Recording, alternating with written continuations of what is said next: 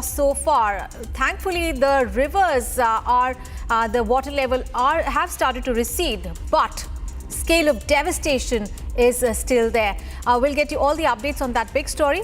Let's also take a look at the other big stories in the headlines.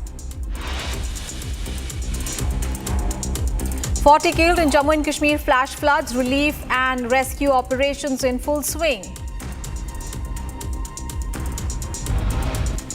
Kerala Crime Branch files case against suspended Congress MLA Rahul Mamkuthel, accused of harassing women. Congress Chief Mallikarjun Kharge on DK Shivakumar on RSS anthem recitation, says the leader has apologized, adds he won't reopen a closed case. Prime Minister Narendra Modi to embark on a 2-day visit to Japan today for the 15th India-Japan Annual Summit. And gunfire at a Minneapolis school, 3 killed, 17 injured in mass shooting. Investigation underway.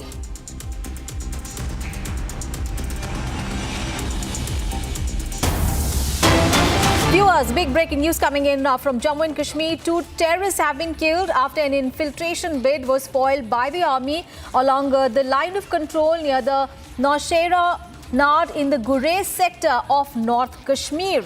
So 2 terrorists gunned down after an infiltration bid foiled by the army. Search operation is currently underway. So 2 terrorists attempting to infiltrate across the line of control in Gurez sector have been killed by the Indian Army, and this operation took place near Nowshera Nara, where the LeT troops engaged a group of infiltrators. They were attempting to cross into the Indian territory, and 2 terrorists have been killed in an exchange of fire. Zeenat, my colleague, is now joining us for more details. Zeenat, what details do we have about this encounter? 2 terrorists have been killed, a major breakthrough for the security forces. Absolutely a breakthrough for the security forces in North Kashmir. This is the LC of Bandipora, Gurez, where this encounter, where the infiltration bid rather has been foiled and 2 terrorists have been neutralized. This is the Gurez sector.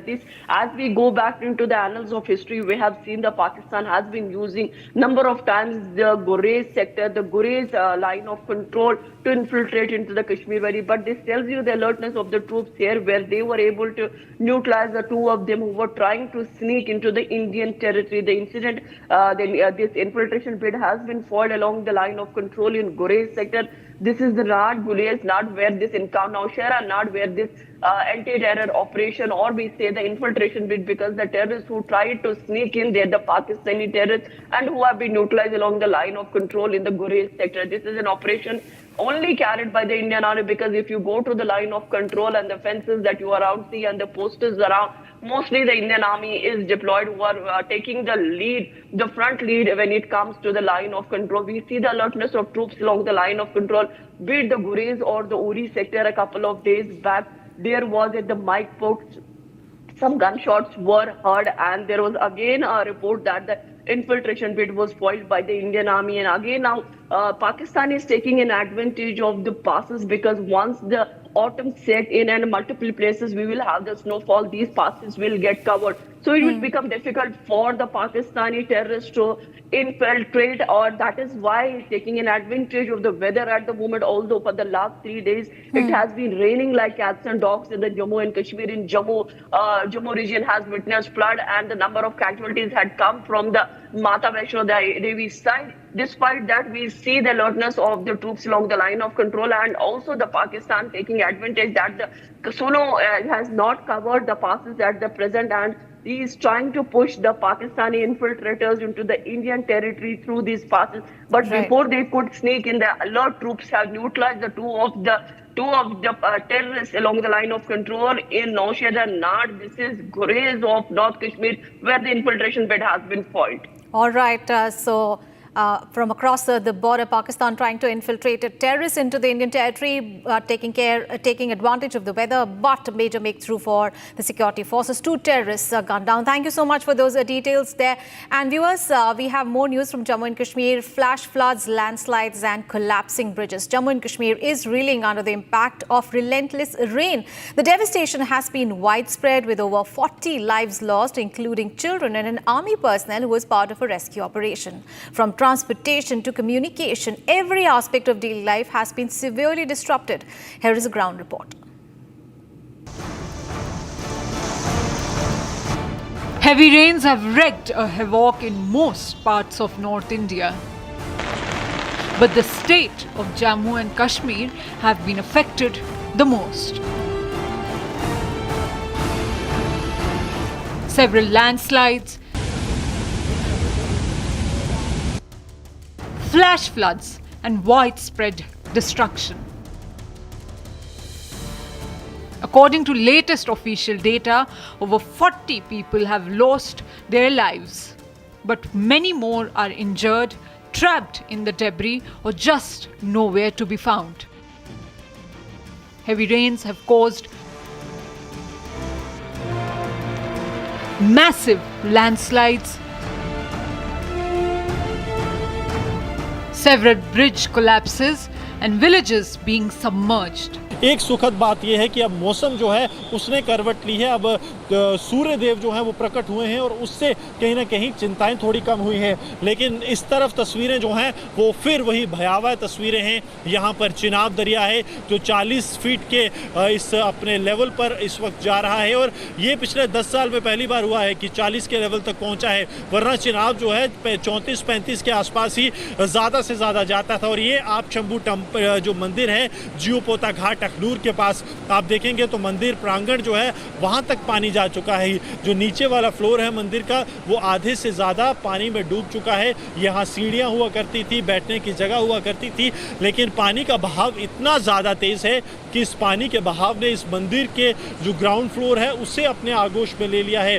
The devastating landslide near the Vaishno Devi temple has alone taken more than 37 lives, which has resulted in suspension of the pilgrimage to the shrine. 12 घंटे कल शाम से देख रहे हैं। कहाँ देखा था उनको? वही अर्धकुंवारी पे ही देखे थे, उसके बाद हम लोग उतर आए। अच्छा, उतर के आगे जी। अब ये नहीं पता कि उसके बाद कोई कांटेक्ट नहीं? हाँ, नहीं हुआ है, कल से नहीं हुआ है। कितने लोग हैं? हम वो 5 लोग हैं। अच्छा, 5 लोग आपके नहीं मिल रहे? जी। अच्छा, आप नीचे आ गए। आप कितने लोग नीचे आ गए? 3 लोग। अच्छा, 3 लोग आप नीचे आ गए। जी। आखिरी बार उनसे कब मिले थे? कल 2 बजे तक।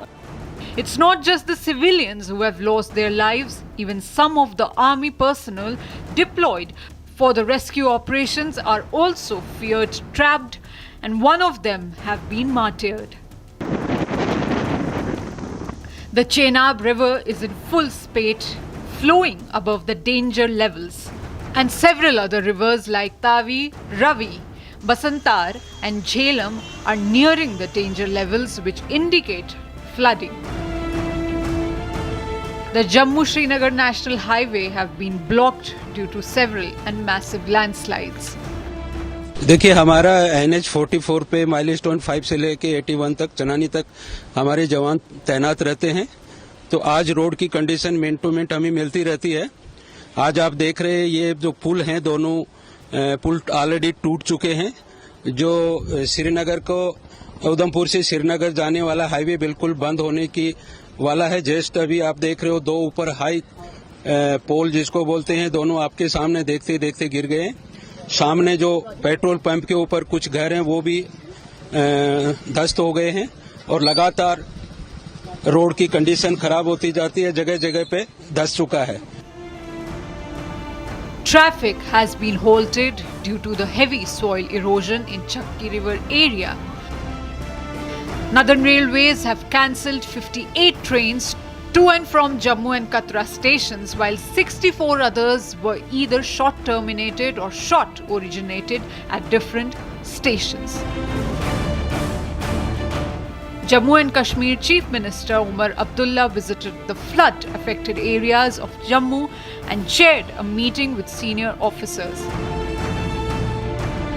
And he has announced ₹6 lakh ex gratia for next kin of those who lost their lives in the monsoon mayhem. Rescue operations are underway with NDRF and SDRF teams deployed at the worst hit areas. Over 3,500 people have been evacuated to safety, and relief efforts are picking up the pace as the rain slows down in some areas. The Indian Air Force also robbed in to provide assistance. The authorities are monitoring the situation closely, working to restore power, water supply and mobile services in the valley. The state that was just recovering from the horrific tragedy of Pahalgam terror attack, which affected tourism. And now nature's fury has again made the things worse. Situation remains volatile with more rain forecasted in coming days, and the resilience of the people of Jammu and Kashmir is being put to test.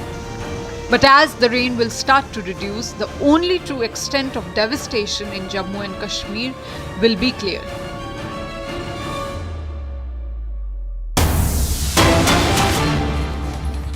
Capital, around 20 colleges, including Jesus and Mary College in Delhi's Chanakya-Puri, have received a bomb threat mail. The sender is suspected to have used VPN. And remember, this coming in after last week, 4 times over 100 schools had received such email threats. And now 20 colleges in Delhi, including Jesus and Mary College in Chanakya-Puri, are receiving bomb threat mails. So panic gripping several parts of the national capital. 20 colleges are receiving bomb threat. Remember, this happening last week. Also 4 times 100 schools in the national capital area had received such email threats. And now colleges have been hit. Akhil, my colleague, is now joining us on the phone line for more details. Akhil, what details do we have about this bomb threat mails that Delhi colleges have received? Last night, on Wednesday night, at around 20 Delhi colleges have received such threatening emails, and after that what we have seen that the bomb disposal squad team and the bomb detection team have been sent on the ground zero, and the information that we have received that it was one of the colleges of Delhi University, which is Jesus and Mary College. Apart from that, Aryabhat College as well, and if you see, Motilal Nehru College has also received such threatening email, and the sender have suspected to have used the VPN. And if you see, this is not the first incident that we have seen in the recent past. Earlier, if you see what we have seen, that in the last week only 4 times such threatening emails have been received by several schools across the national capitals, in which what we have seen that when the Delhi police team arrived over there, apart from Delhi police team, what we have seen that when the Delhi Fire Services Squad has also arrived over there, they have found nothing suspicious from the ground zero. After proper scanning, they have found out that it was a hoax call. All right. Thank you so much, Akhil, for all those updates there. And viewers, we have more breaking news coming in. And that is, the death toll has mounted to 14 in the Virar building collapse incident. In the incident, part of the 4th-floor building of the Rambai apartment in Virar collapsed. Now, 18 people have been taken out from the debris. 14 people have died. 1 was injured and 2 have been rescued. Now, 2 teams of the NDRF are carrying out the rescue operation, and this operation has been going on for several hours. So, a part of the Rambai apartment collapsed, leading to the death of 14 people. And the builder has been arrested following the collapse of the building in Maharashtra's Virar. The death toll has mounted to 14.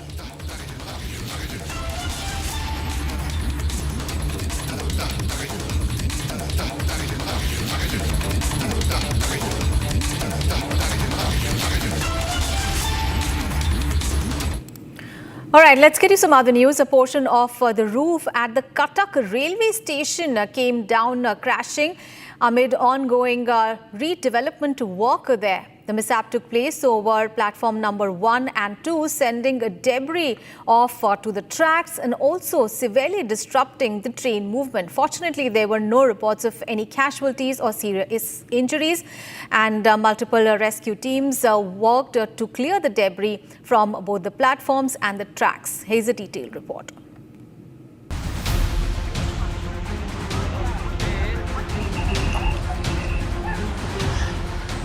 Scenes of panic and chaos erupted at Odisha's Cuttack railway station after a portion of the roof collapsed on Wednesday. The incident occurred while renovation work was underway over platform 1 and 2, leading to debris crashing onto the tracks and severely disrupting the train movements. The mishap was reported at least 20 minutes after the Puri-Howrah Vande Bharat Express crossed the station from platform number 1. Eyewitnesses described a sudden loud crash followed by clouds of dust and scattered metal sheets. Fortunately, no casualties have been reported, though several trains are running behind schedule as authorities work to clear the wreckage and assess structural damage. जो एक पुराना दीवार था वो किसी कारणवश अभी गिरने की वजह से जो पुराना प्लेटफॉर्म का कवर वाला स्ट्रक्चर था वो नीचे गिर गया था. उसको इमीडिएटली हमारे आरपीएफ, जीआरपी, हमारा police team, fire team immediately rescue के लिए आ गया था. हमारा मेडिकल टीम भी स्टैंड बाय पे था. जितना अभी तक पता चला है कुछ जीवित हानि नहीं हुआ है. Railway officials urged to check updated train schedules before heading to the station. Restoration efforts are underway, but partial delays are expected to continue until the site is secured and services resume fully. Ignore platform में जो shelter का है tin का उन लोग का जो demolition का काम चल रहा था उस वक्त एक शेल्टर जो प्लेटफॉर्म 1 का वो कोलैप्स हो जाने से शायद कोई कैजुअलिटी हो सकता है, इसलिए हमारा कटक फायर स्टेशन से एक टीम आया. लेकिन पहले जो इंक्वायरी में पता चला कि फॉर्चुनेटली कोई कैजुअलिटी नहीं है. अभी उन लोग का जो कंस्ट्रक्शन का काम चल रहा है इसलिए उन लोग का तो लेबर बहुत ज़्यादा है, 50 से ज़्यादा लेबर है. उनके साथ हमारा कटक फायर स्टेशन का एक 10 लोग का एक टीम उनके साथ रेस्क्यू ऑपरेशन में लगा है. The collapse, however, has raised serious concern about the safety measures in place during the ongoing renovation work at the historic station. Eyewitnesses report that the lack of adequate precautionary measures during the renovation contributed to the mishap. Railway officials stated that the area had been cordoned off to prevent public access, which likely minimized the risk of casualties.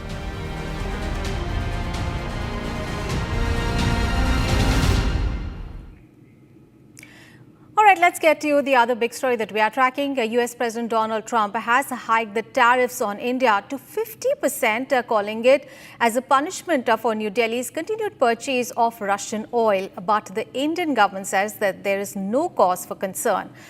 Officials stress that India's exports are well diversified and not overly reliant on the US market.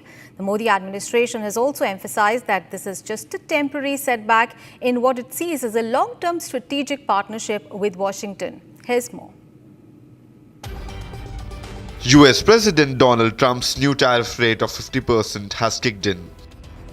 A 25% tariff was already in place. Another 25% has been slapped starting today, all because India continued to buy Russian oil. The Indian government has stated that this is not a subject to panic. Government sources have clarified that the impact is not as exaggerated as projected, since India's exports are quite diversified. Bharat अपने किसानों के, पशुपालकों के और मछुआरे भाई बहनों के हितों के साथ कभी भी समझौता नहीं करेगा. और मैं जानता हूं व्यक्तिगत रूप से मुझे बहुत बड़ी कीमत चुकानी पड़ेगी, लेकिन मैं इसके लिए तैयार हूं. The government has further stressed that this is a temporary phase in a long-term relationship between India and the US. Commenting on the matter, the government has said that India's exports are reasonably diversified, not limited to the US market, and thus immune to any major shock. This is the 20th year of our CIA conclave, and our bilateral trade has crossed the $100 billion mark with Africa, and it will continue to grow at a faster and faster pace. Every country now looks at reliance, at self-reliance, at being not subject to such temporary changes and disturbances. We will continue to engage with African countries to build even stronger relations, stronger business contacts, a stronger business trade. In an exclusive, Baba Ramdev also reacted to the US tariffs. Tariff का जवाब देने के लिए तो भारत को एक सप्ताह में अमेरिका अपनी औकात में आ जाएगा या भारत के सामने नतमस्तक साष्टांग दंडवत प्रणाम करने लग जाएगा। यदि भारत के लोग दृढ़तापूर्वक एप्पल से लेकर के मैकडॉनल्ड से लेकर के कोका पेप्सी से लेकर के जितने भी एडिडास, प्यूमा, नाइकी, जो भी अमेरिकन ब्रांड्स हैं अलग अलग, उसकी पूरी एक लिस्ट जारी कर दें। मैं तो कहता हूँ सारे मीडिया चैनल वालों को ना, जितने भी अमेरिकी ब्रांड्स हैं, अमेरिकी कंपनी है, उनका सबका लिस्ट जारी कर दो आप लोग। These comments come at a time when the Indian government is in direct contact with more than 40 countries for boosting its textile exports. Although certain differences have emerged between the two countries, US Trade Secretary Scott Bessent made an interesting statement. He said, India is one of the largest democracies and the US is the biggest economy. Definitely, there are common grounds that both countries can explore. With India assessing multiple options and the US calling for room for negotiations, it will be interesting to see the progression of the India-US relationship in the coming weeks.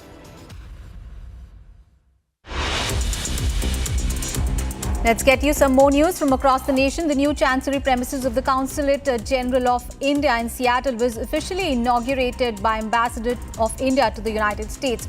Vinay Quatra was present with the Governor of Washington State, Bob Ferguson, US Senator Maria Cantwell, and Mayor of Seattle. The inaugural ceremony was also followed by a brief interaction of the Ambassador of India with representatives of the Indian American community.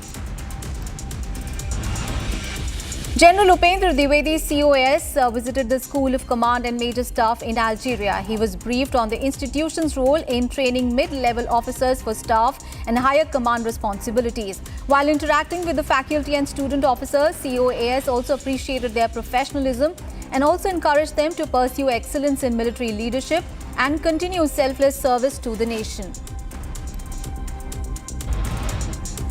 Punjab Vigilance Bureau, during its drive against corruption in the state, has arrested Bhivam Tej Singla, Assistant Jail Superintendent, Maximum Security Jail, for accepting a bribe of 10,000 rupees. The arrest was made following an inquiry of a complaint lodged at the Chief Minister's Anti-Corruption Action Line. In a joint targeted operation, Assam Rifles recovered opium worth 1.25 lakh rupees from Mizoram's Longgitai district. 2 individuals were apprehended during the joint operation. The operation was conducted based on credible intelligence. Punjab government mounts massive flood relief operations. Chief Minister Bhagwant Singh Mann has instructed all ministers to remain stationed in flood-affected areas until the situation is entirely under control. This move signals government's zero-tolerance approach to delays in relief work. A fire broke out in a multi-story building in the Mohanko area of Nainital, claiming the life of one person. Fire extinguishers rushed to the spot and brought the blaze under control.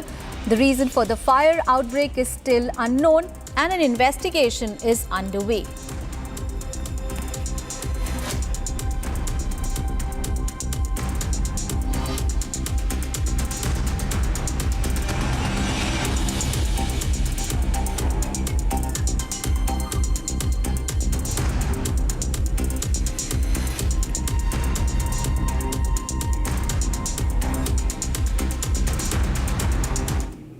And a shocking incident out of Kochi. And actor Lakshmi Menon has been booked for allegedly kidnapping and assaulting a young IT professional. According to police, a late-night argument at a resto bar quickly escalated into a dangerous abduction on the streets of Ernakulam. And 3 of her associates are already behind bars while the actor remains absconding. Here are all the details. A sensational twist from Kochi. Police have booked actor Lakshmi Menon and 3 others on charges of kidnap and assault. The complaint comes from a young IT employee from Alua. The claim says he was abducted, beaten and threatened, all in the dead of the night. Police have already arrested 3 of the accused, Mithun, Anish and Sonamol, all close associates of Menon. But the actor herself is still absconding. According to reports, the shocking sequence began on Sunday night at a resto bar in Kochi. An argument flared up between the complainant's friend and the actor's group. What started as a war of words soon spilled onto the streets. At around 11 p.m., Menon and her friends allegedly followed the complainant's car, blocked it at Ernakulam North Railway overbridge and confronted the group again. There, the situation escalated. One of the accused allegedly dragged the techie out of his vehicle, bundled him into their own car and sped off into the night. Inside the car, police say the complainant was assaulted, threatened and abused. A terrifying ride that lasted close to an hour. Finally, around midnight, the gang dumped him at Vedimara Junction in Paravur. He was completely shaken, injured and humiliated. By morning, the case had been registered at Ernakulam North Police Station. The officers wasted no time in arresting 3 of the suspects. The hunt is now on for Lakshmi Menon, who remains on the run. Meanwhile, sources say the actor has already moved for anticipatory bail. Whether the court grants her relief or the police close in first remains to be seen. For now, the case has gripped Kerala, an incident of celebrity rage and retaliation that has spiraled into a criminal abduction case.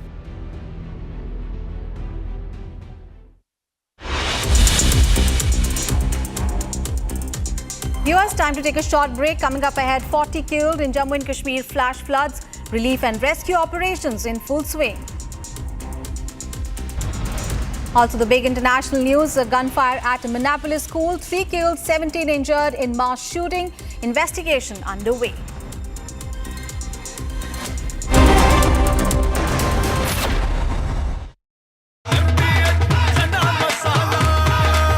अब छोलिया हो या लोबिया, सफेद चने या काले चने, सब कुछ मजेदार बने। In the India Today Best Universities Survey, India's #1 ranked universities in various streams are JNU Delhi, Amity University, AIMS Delhi, IIT Delhi and National Law School Bengaluru. Pure सूजी पास्ता उबालो मिलाओ और खाओ 8 मिनट में तैयार। क्या टेस्ट है सबका राजा pure मसाला। भारत की अपनी दुकान इंडिया सोना, अपने देश का सामान इंडिया सोना, इंडिया सोना, इंडिया सोना। ये है सीक्रेट रेसिपी MDH का जीरा सिप जल जीरा मसाला। सिप सिप जीरा सिप जीरा सिप MDH का जल जीरा सिप जीरा सिप MDH का जल जीरा SIP.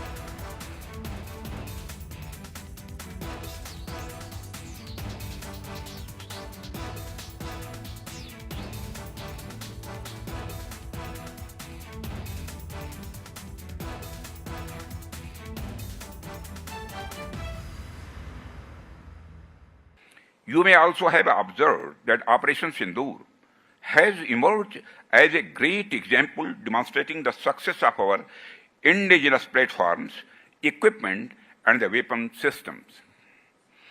Its achievements have once again underlined that in the times to come, self-reliance is an absolute necessity.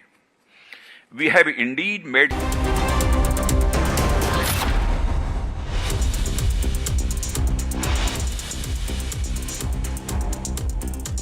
40 killed in Jammu and Kashmir. Flash floods, relief and rescue operations in full swing.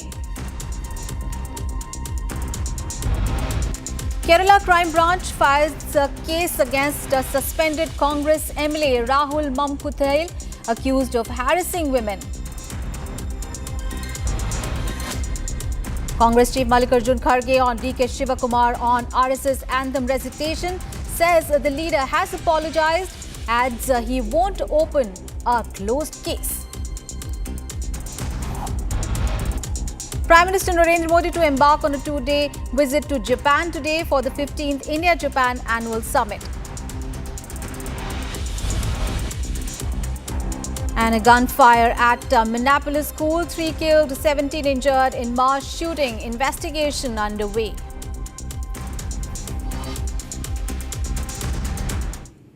The top international focus, yet another shooting has rocked the United States, and this time at a Catholic school in Minneapolis. The incident, unfolding in just the first week of the new academic year, has once again reignited concerns over the country's deepening struggle with gun violence. There is more in this report. Gunfires shattered the calm of the first week of classes at a Catholic school in Minneapolis, sending shock and panic through the campus. Authorities say a shooting erupted Wednesday morning at the Annunciation Church's school. Officials have not yet released the number of injuries, but Hennepin Healthcare confirmed it is treating patients from the incident. The Minneapolis city government has said the shooter has been contained, assuring there is no active threat to residents. Governor Tim Walz said on social media that he has been briefed while school staff confirmed students were being evacuated. US Vice President Vance also commented on the matter, saying the White House is keeping a continuous watch on the situation. FBI Director Kash Patel acknowledged the reports, confirming that agents are on the scene. He urged everyone to keep potential victims, whether civilian or law enforcement, in their prayers. The pre-kindergarten through 8th grade school had an all-school mass scheduled at 8:15 Wednesday, just 2 days after the new academic year began. However, mass shootings are not uncommon in the United States. They have emerged as one of the country's biggest domestic security challenges. The scale of the problem was so significant that it became a central political issue in last November's elections. President Trump had promised that under his administration, such gun violence would stop, but the latest incident in Minneapolis suggests the problem still persists, continuing to loom as one of America's biggest domestic security concerns. More news from the United States. The Donald Trump administration has officially transferred the control of Washington, D.C.'s Union Station to the U.S. Department of Transportation. Now, officials say that the move comes after years of financial troubles faced by the station's private operator, along with the growing concerns over maintenance and modernization. However, critics argue that the decision reflects an increasingly centralized approach by the current regime. Here is more in this report. Trump administration has handed control of Washington, D.C.'s Union Station to the United States Department of Transportation. The move follows years of financial strain on the station's private operator and concerns over its upkeep. Former Congressman Sean Duffy, now a senior official in the administration, will oversee the takeover process. Amtrak, which already owns parts of the station, had long pushed for greater control, citing its importance as the nation's second busiest rail hub. Officials say the transfer will allow better coordination, modernization, and long-term investment in the historic terminal. Union Station, built in 1907, serves as a gateway to the capital with over 37 million visitors annually before the pandemic. The Transport Department is expected to chart out new redevelopment plans in partnership with Amtrak. The Trump administration's move to take over Union Station follows other attempts to put the District of Columbia further under the president's control. In recent weeks, He has increased federal law enforcement and immigration agents in the nation's capital, while also taking over the city's police department and activating members of the National Guard, saying he's fighting violent crime. Critics, however, have raised concerns in describing the step as an excessive centralization of power under President Trump, arguing that it could undermine the spirit of federalism across the nation.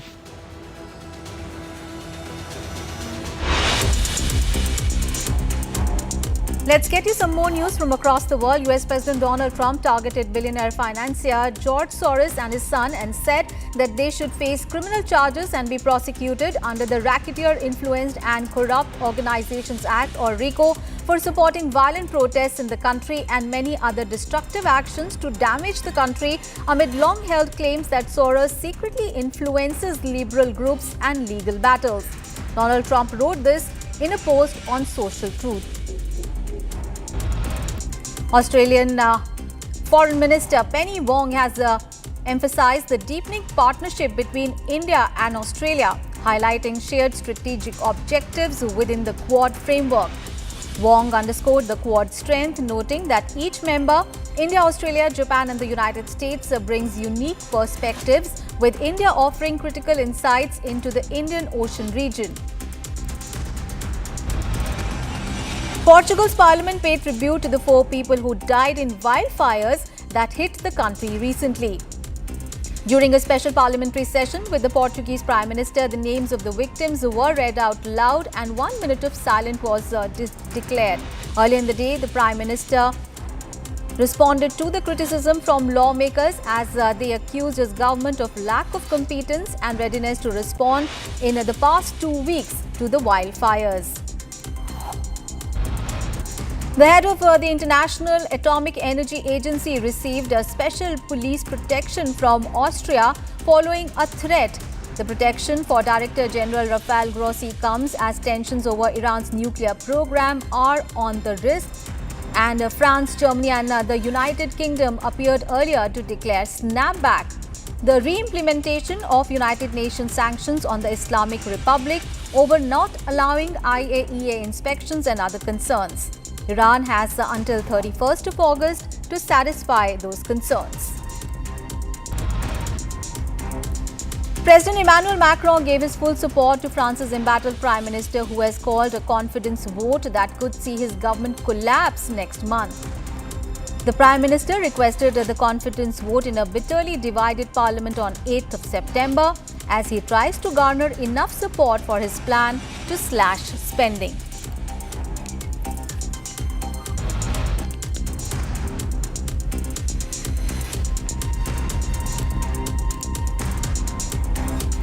Uganda's ruling party endorsed President Yoweri Museveni as its candidate for another term in next year's general elections. Museveni announced in June that he is seeking nomination for a 7th term, a move that would bring him closer to 5 decades in power in the East African country. Museveni has defied calls for his retirement as critics warn that he has veered into authoritarianism with virtually no opposition.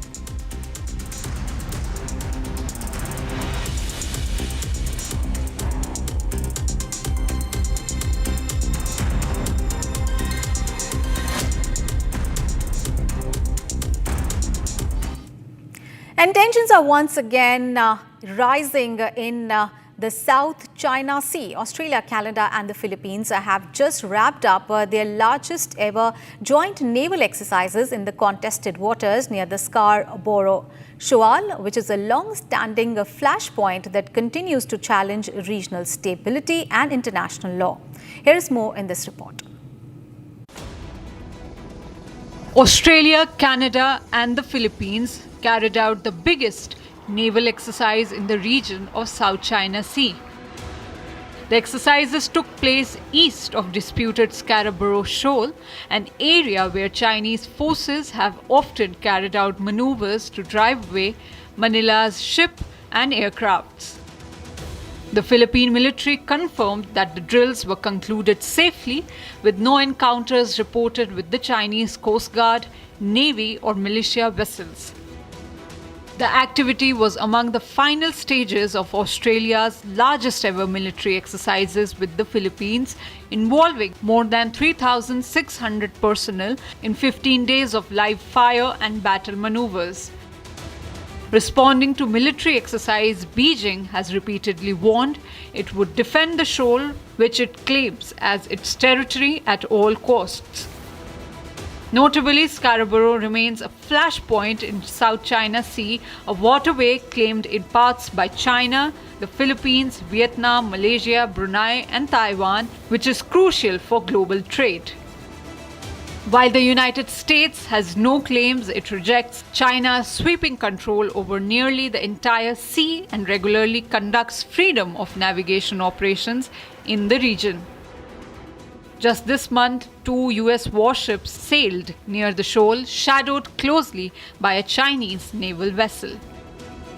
The shoal remains a sensitive flashpoint. On August 11th, a Chinese Navy ship accidentally collided with the Chinese Coast Guard vessel while blocking a Philippine ship. The crash severely damaged the Coast Guard ship's bow, with reports suggesting that at least 2 Chinese personnel may have been killed, though Beijing has yet to confirm the casualties. Days later, the US Navy deployed 2 warships within 3 nautical miles of Scarborough to challenge China's claim they were too shadowed by a Chinese vessel but avoided confrontation. The Philippines is Washington's oldest treaty ally in Asia, and the US has repeatedly stressed its obligation to defend Filipino forces under the attack, including in the South China Sea. And Moldova is celebrating 34 years of independence, and this year there is a strong message of European support. For the first time, the leaders of France, Germany and Poland have made a joint visit to the capital of the country, and their visit comes just 2 weeks before Moldova's key parliamentary elections. Take a look at this report. In a powerful show of solidarity, French President Emmanuel Macron, German President Friedrich Merz and Polish President Donald Tusk arrived in Chisinau to celebrate Moldova's Independence Day. A first-of-its-kind joint visit sent a clear message of support for Moldova's sovereignty and European dream. Prezența voastră aici, Franța, Germania, Polonia, arată nu doar sprijin pentru Moldova, ci și faptul că proiectul european continuă, iar noi suntem parte din el. Și aici vreau să spunem răspicat, alternativa la Europa nu există, iar fără Uniunea Europeană, Moldova rămâne blocată în trecut. Simțim asta la fiecare bombă aruncată peste țara vecină. Războiul nemilos purtat de Rusia împotriva Ucrainei arată zilnic. Europa înseamnă libertate și pace. Rusia lui Putin înseamnă război și moarte. Moldovenii au ales deja direcția corectă, drumul european, drumul păcii. The grouping formed by France, Germany and Poland in the German city of Weimar promotes itself as playing a significant role in the driving force of the enlarged European Union. The trip comes 1 month before Moldova's parliamentary election next year, amid fears of Russian interference. Moldova's security services have warned that Moscow is stepping up its effort to influence voters at home and abroad through disinformation. 45 lat temu powstawała Solidarność. Byłem wtedy w Stoczni Gdańskiej wśród strajkujących. Wtedy zaczął się upadek sowieckiego imperium, a więc też coś ważnego dla was. I chcę powiedzieć, że musieliśmy się wtedy też uczyć cierpliwości. Trzeba było czekać jeszcze 10 lat od tamtego wielkiego strajku do upadku Związku Sowieckiego. Ale to, co było niemożliwe, okazało się możliwe. To, co niektórzy mówią, że dla was jest niemożliwe, też okaże się możliwe. Nadal trwa rosyjska agresja na Ukrainę. Przeżywamy to tak samo boleśnie tu i w całej Europie. Dlatego pracujemy razem na rzecz dalszego wsparcia Ukrainy w wojnie z Rosją oraz sprawiedliwego i trwałego pokoju. Będziemy także dzisiaj o tym rozmawiać. EU member states are now considering opening the first negotiating cluster for accession of Chisinau as early as next month. Macron emphasized France's commitment to Moldova's EU path, condemning Russian disinformation and pledged continued assistance to Moldova, terming it as Russians' increasingly uninhabited attempts to destabilize Moldova. L'Union européenne n'est en aucun cas l'Union soviétique. Instruites par les tragédies du siècle passé, nos nations ont choisi la voie de la paix, de la réconciliation, et l'Union européenne que la Moldavie aspire aujourd'hui à rejoindre est une communauté de valeurs, ayant en partage une foi dans l'idéal démocratique, dans la dignité de l'homme, et choisissant d'exercer en commun un certain nombre de compétences dans le respect des identités de chacun, ni plus ni moins. Donald Tusk emphasized Europe's solidarity with Moldova and the benefits of its accession to EU. While the EU leaders' presence in Moldova signaled strong backing, Moldova's political future now rests on the verdict of the people in next month's parliamentary polls. And flash floods, landslides, collapsing bridges. Jammu and Kashmir is reeling under the impact of relentless rain. The devastation is widespread with over 40 lives lost, including children and an army personnel who was part of a rescue operation. From transportation to communication, every aspect of daily life has been severely disrupted. Take a look at this ground report. Heavy rains have wreaked a havoc in most parts of North India. But the state of Jammu and Kashmir have been affected the most. Several landslides, flash floods and widespread destruction. According to latest official data, over 40 people have lost their lives, but many more are injured, trapped in the debris, or just nowhere to be found. Heavy rains have caused massive landslides, several bridge collapses, and villages being submerged. एक सुखद बात यह है कि अब मौसम जो है उसने करवट ली है। अब सूर्य देव जो हैं वो प्रकट हुए हैं और उससे कहीं ना कहीं चिंताएं थोड़ी कम हुई हैं। लेकिन इस तरफ तस्वीरें जो हैं वो फिर वही भयावह तस्वीरें हैं। यहाँ पर चिनाब दरिया है जो 40 फीट के इस अपने लेवल पर इस वक्त जा रहा है और ये पिछले 10 साल में पहली बार हुआ है कि 40 के लेवल तक पहुँचा है, वरना चिनाब जो है 34-35 के आसपास ही ज़्यादा से ज़्यादा जाता था। और ये आप शंभू जो मंदिर है जियोपोता घाट अखनूर के पास आप देखेंगे तो मंदिर प्रांगण जो है वहां तक पानी जा चुका है। जो नीचे वाला फ्लोर है मंदिर का वो आधे से ज़्यादा पानी में डूब चुका है। यहाँ सीढ़ियाँ हुआ करती थी, बैठने की जगह हुआ करती थी, लेकिन पानी का बहाव इतना ज़्यादा तेज़ है कि इस पानी के बहाव ने इस मंदिर के जो ग्राउंड फ्लोर है उसे अपने आगोश में ले लिया है। The devastating landslide near the Vaishno Devi temple has alone taken more than 37 lives, which has resulted in suspension of the pilgrimage to the shrine. 12 घंटे कल शाम से देख रहे हैं। कहाँ देखा था उनको? वही अर्धकुंवारी पे ही देखे थे, उसके बाद हम लोग उतर आए। अच्छा, उतर के आगे हो? जी। अब ये नहीं पता कि उसके बाद कोई कांटेक्ट नहीं? हाँ, नहीं हुआ है, कल से नहीं हुआ है। कितने लोग हैं? हम वो 5 लोग हैं। अच्छा, 5 लोग आपके नहीं मिल रहे? जी। अच्छा, आप नीचे आ गए। आप कितने लोग नीचे आ गए? 3 लोग।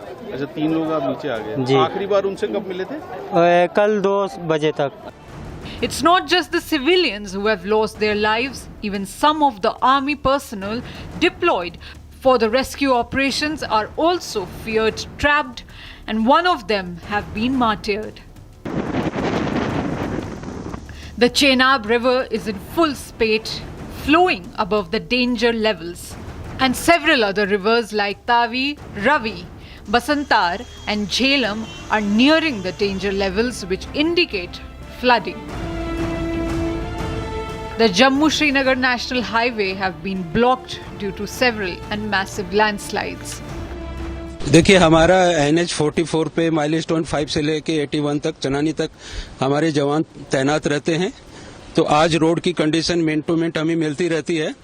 आज आप देख रहे हैं ये जो पुल हैं, दोनों पुल ऑलरेडी टूट चुके हैं। जो श्रीनगर को उधमपुर से श्रीनगर जाने वाला हाईवे बिल्कुल बंद होने की वाला है। जस्ट अभी आप देख रहे हो दो ऊपर हाई पोल जिसको बोलते हैं, दोनों आपके सामने देखते देखते गिर गए। सामने जो पेट्रोल पंप के ऊपर कुछ घर हैं वो भी ध्वस्त हो गए हैं और लगातार रोड की कंडीशन खराब होती जाती है, जगह जगह पे धंस चुका है। Traffic has been halted due to the heavy soil erosion in Chakki River area. Northern Railways have cancelled 58 trains to and from Jammu and Katra stations, while 64 others were either short terminated or short originated at different stations. Jammu and Kashmir Chief Minister Umar Abdullah visited the flood-affected areas of Jammu and chaired a meeting with senior officers. And he has announced ₹6 lakh ex gratia for next kin of those who lost their lives in the monsoon mayhem. Rescue operations are underway with NDRF and SDRF teams deployed at the worst-hit areas. Over 3,500 people have been evacuated to safety, and relief efforts are picking up the pace as the rain slows down in some areas.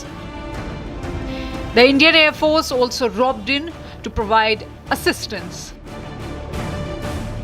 The authorities are monitoring the situation closely, working to restore power, water supply, and mobile services in the valley.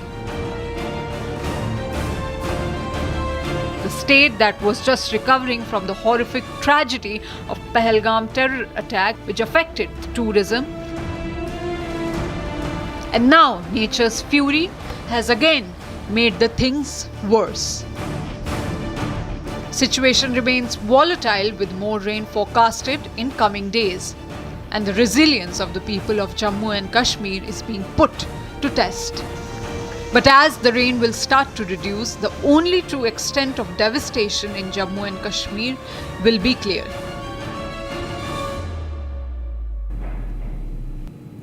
And India and Bhutan have marked a major milestone in their bilateral ties through clean green energy. The Punat Sangchu 2 hydroelectric project is now fully complete, with the 6th and final unit successfully synchronized. Take a look at this report. Bhutan's Prime Minister Shering Tokpe and Energy Minister Jem Shering, along with India's Ambassador Sudhakar Dalela, graced the milestone occasion. The massive 1,020 megawatt project has been under construction for years. The Unit 6 produced 170 megawatts, making the project now fully operational. The first unit was commissioned in December 2024. Since its first commissioning, Punat Sangchu 2 has already generated more than 2,160 million units of clean energy. This significant landmark celebrates a shared commitment towards sustainable development and clean energy. Therefore, Punat Sangchu 2 is more than just a power project. It's a testament to the strength of the India-Bhutan partnership.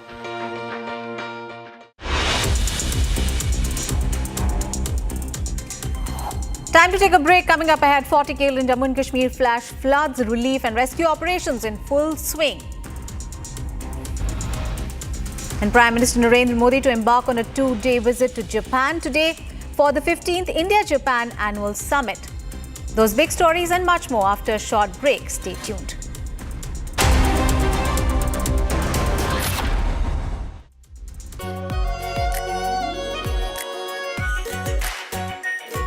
Pure Shahi Paneer Masala.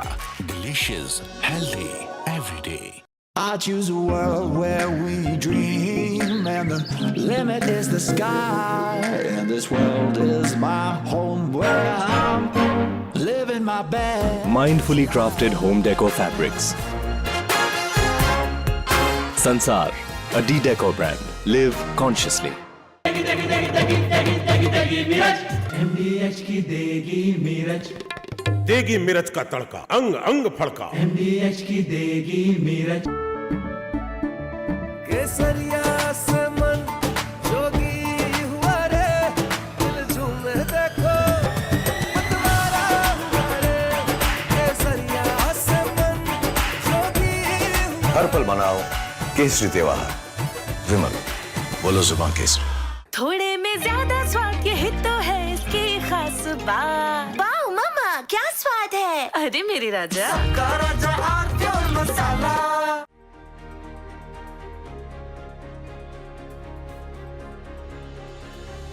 US is already experiencing the damage because of tariffs. Already inflation is rising in US. Already job losses are rising in US. Already there's a compromise as far as GDP growth is concerned in US. Already US is finding it tough to reduce the rates of interest, which is very, very pertinent for US. Already protests are happening in US against these tariffs. So already US is feeling the heat. They have realized that these tariffs are not maintainable and sustainable. Because what's happening is, whom have they imposed the tariffs on? They have imposed the tariffs on their own importer. So what it means is, anything which the American citizens were consuming, which was being imported from India, that would be costlier. So inflation for their own citizens has increased, and inflation is something which US has been fighting tooth and nail for the past.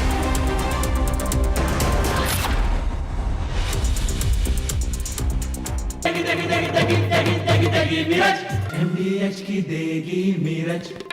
देगी मिर्च का तड़का, अंग अंग फड़का। MDH की देगी मिर्च।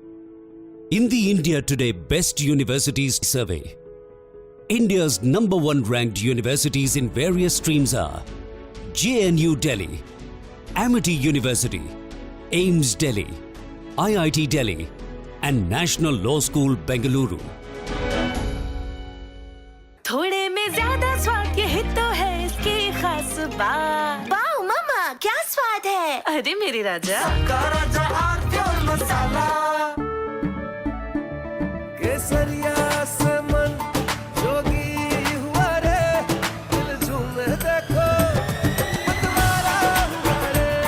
केसरिया से मन जोगी हुआ। हर पल मनाओ केसरी त्योहार। विमल, बोलो जुबान केसरी। MDH की हल्दी मिर्ची धनिया करे कमाल। ये रंग दे, ये खुशबू दे, ये तीखा, ये कम पड़े। क्या निराला MDH मसाला।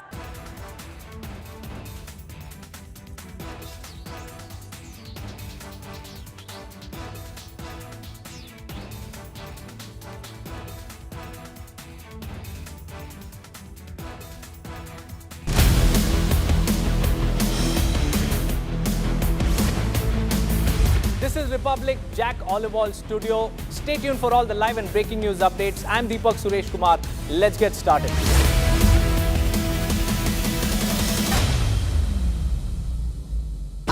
प्योर सूजी पास्ता उबालो, मिलाओ और खाओ। 8 मिनट में तैयार। क्या टेस्ट है, सबका राजा hardcore masala.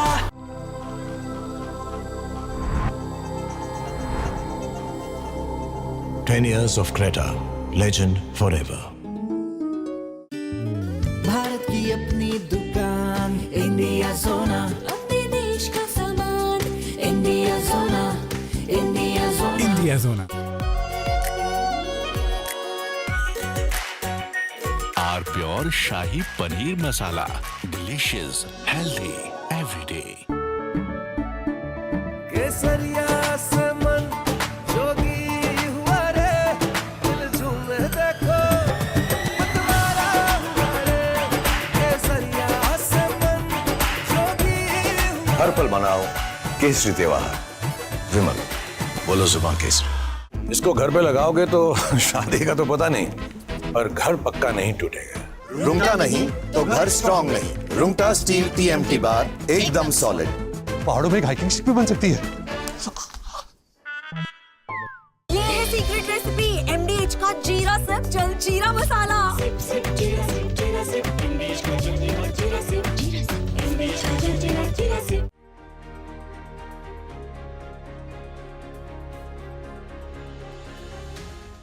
US is already experiencing the damage because of tariffs. Already, inflation is rising in US. Already, job losses are rising in US. Already, there's a compromise as far as GDP growth is concerned in US. Already, US is finding it tough to reduce the rates of interest, which is very, very... From Asia's largest news headquarters, setting the agenda for Bharat.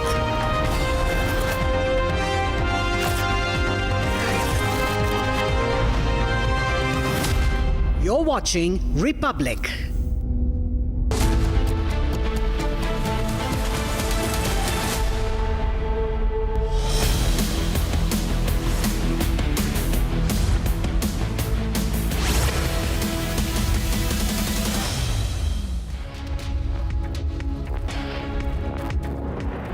Hello viewers, very good morning. We are live in breaking. I'm Shivangi Shukla getting you the latest coming in.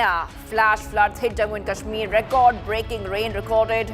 We'll get you all those updates, but the headlines first. Let's get started. Army foils infiltration bid along LOC in Jammu and Kashmir's Navaro. 2 terrorists neutralized. 40 killed in Jammu and Kashmir, flash floods. Relief and rescue operations are underway, full swing.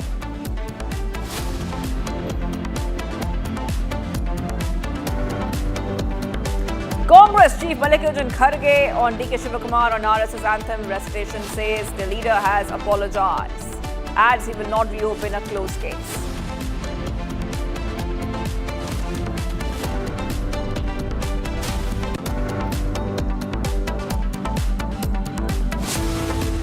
Prime Minister Modi to embark on a 2-day visit to Japan today for the 15th India-Japan Annual Summit.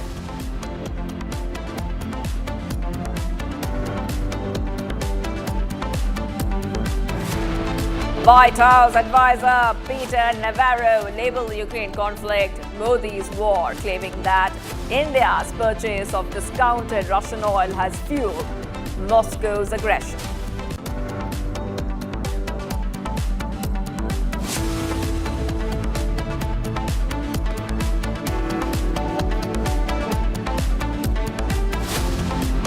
Viewers, big story coming in. White House advisor Peter Navaro labeled the Ukraine conflict Modi's war. That is right, claiming that India's purchase of discounted Russian oil has fueled Moscow's aggression and burdened American taxpayers, which he's also saying India could get a 25% reduction in US tariffs if it stops buying Russian oil.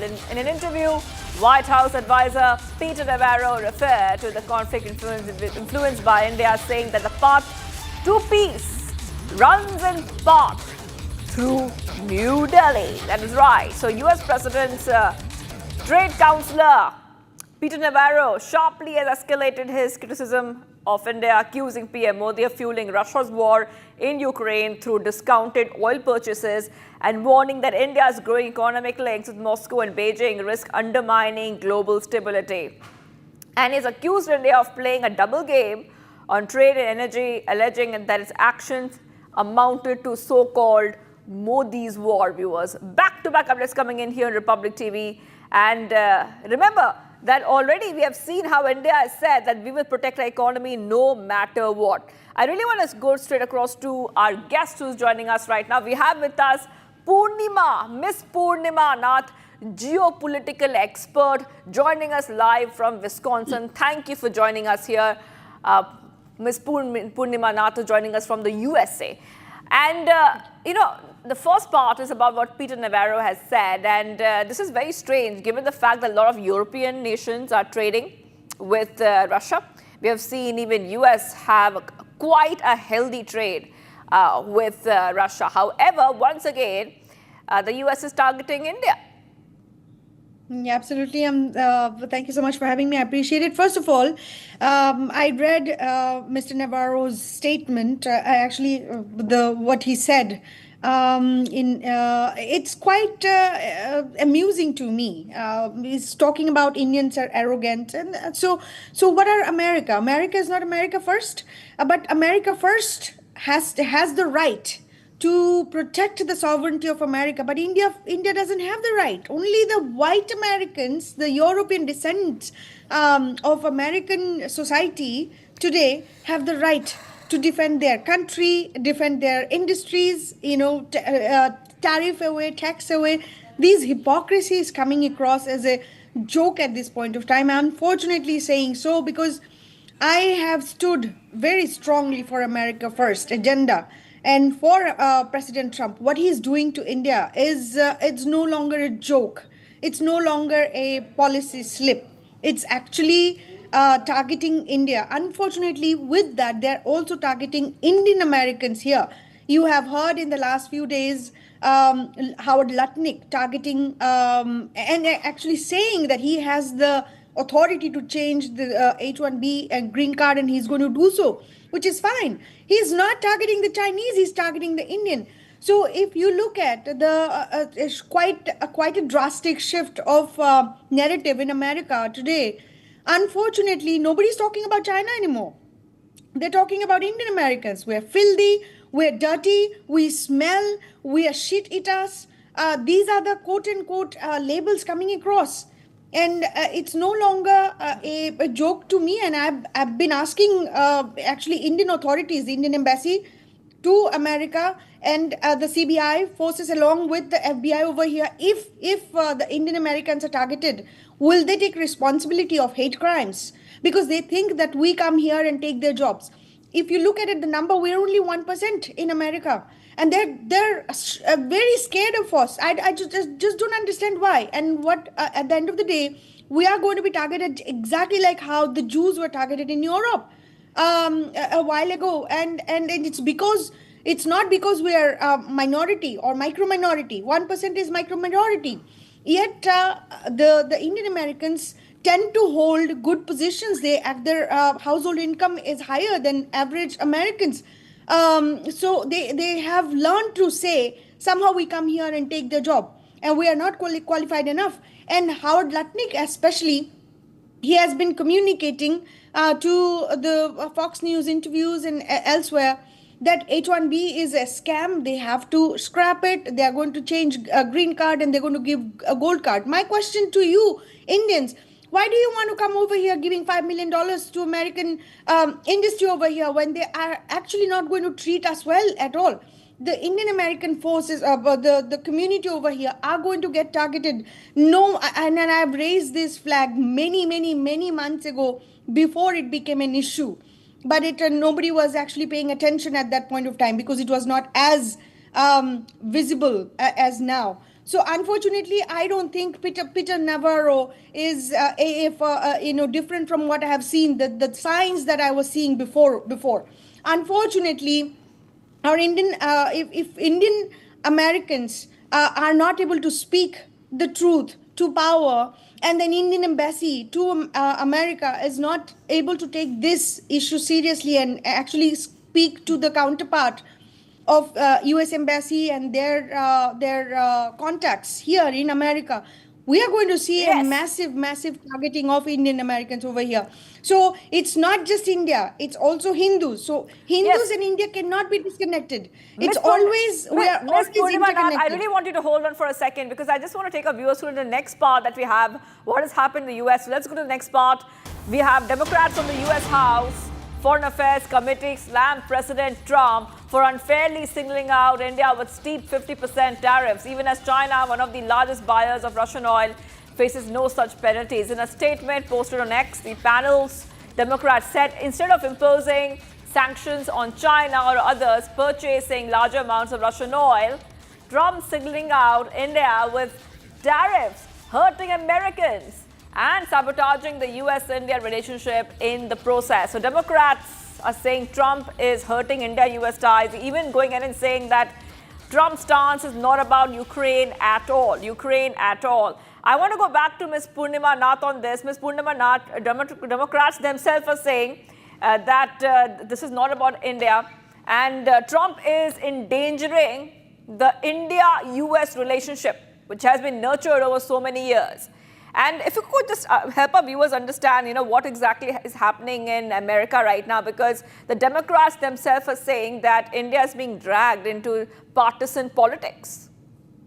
See, if I have to speak about Democrats, I have the entire history over here. They're at the end of the day, nobody is for Hindus. Nobody is for Indian Americans, especially speaking. If you are Hindu, you are literally a gone case, because of the fact that Democrats are the party who has pushed cast a bill, if you remember, SB 403, that actually went to Gavin Newsom, the governor of California, and it was passed by Islamo-Marxists and went through the legislative process and went through to the governor's desk for to target based on names, based on Indian skins. So basically, at the end of the day, what they were trying to do is target Indians based on the skin color, based on ethnicity, based on names, and etc. like that. So calling us as a so-called Brahmins or upper caste and things like that. Unfortunately, that bill didn't pass. But if that bill passed actually from California, it would have been across the America, they would have pushed this. So Democrats are no good for Hindus or Indian Americans especially.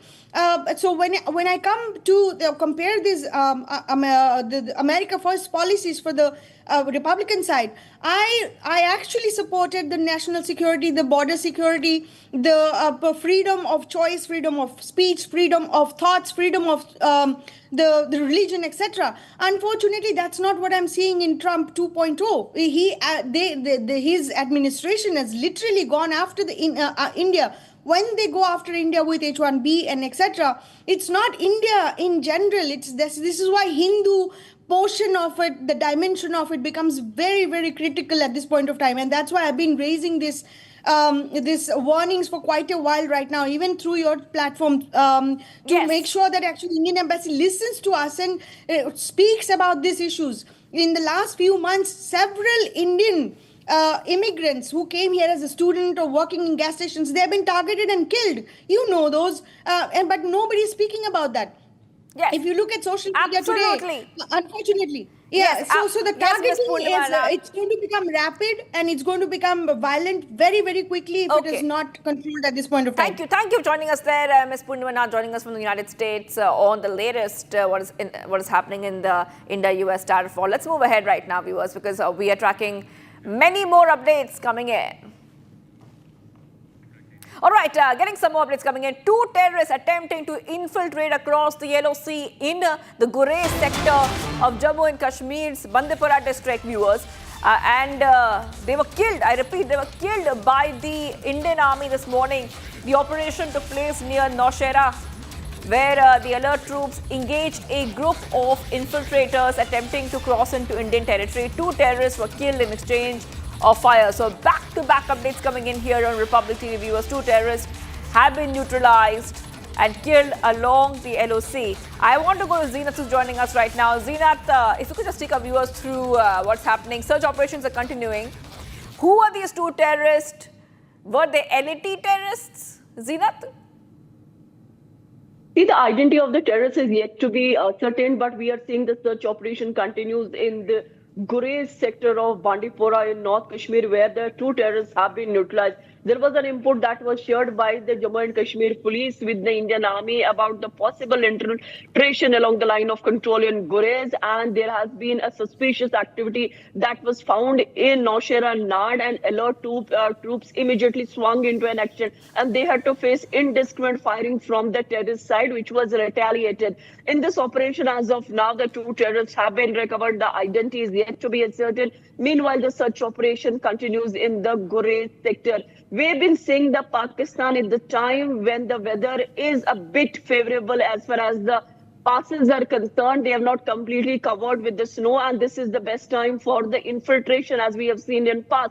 Once the passes are covered, then it becomes difficult because of the challenging weather conditions for the infiltrators to sneak in. We have been seeing that this time, once again, the Pakistan traders tried to use the Gurez sector. This is the one of the line of control route where you can sneak in from the Pakistan, but again the deployment of the Indian Army along the line of control along the forward post, the Pakistani terrorists could not sneak in, and we have seen Indian Army once again in action along the line of control, and they killed two.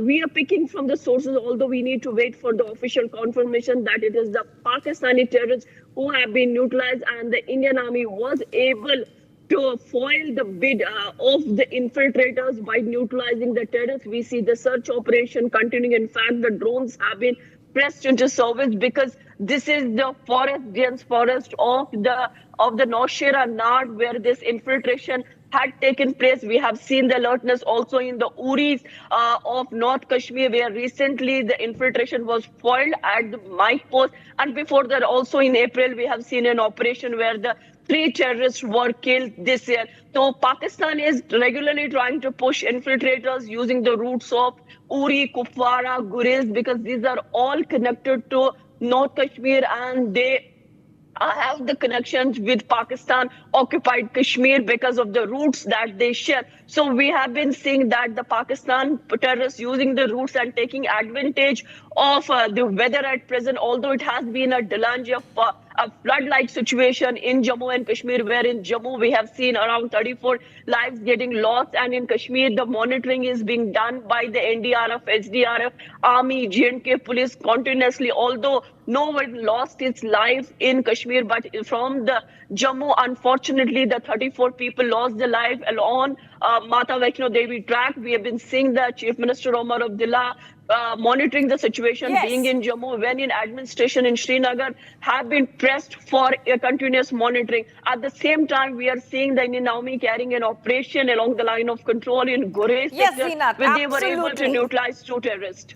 All right, Zeenat, thank you for getting those details. We see an infiltration bid which has been foiled along the LOC. 2 terrorists eliminated, neutralized. We move ahead right now, viewers. Let's go to the next set of breaking updates and updates for you. Congress President Militant Kharge has now termed the Karnataka Deputy Chief Minister D.K. Shivakumar's recitation of the RSS anthem in the Karnataka Assembly a closed chapter following his apology. Speaking to reporters, Mallikarjun Kharge says that he would not reopen a closed case. The matter is over after apologizing, and he says the media should not latch on to it. The Congress chief has said this, and we also have that statement. Let's go ahead and play it out.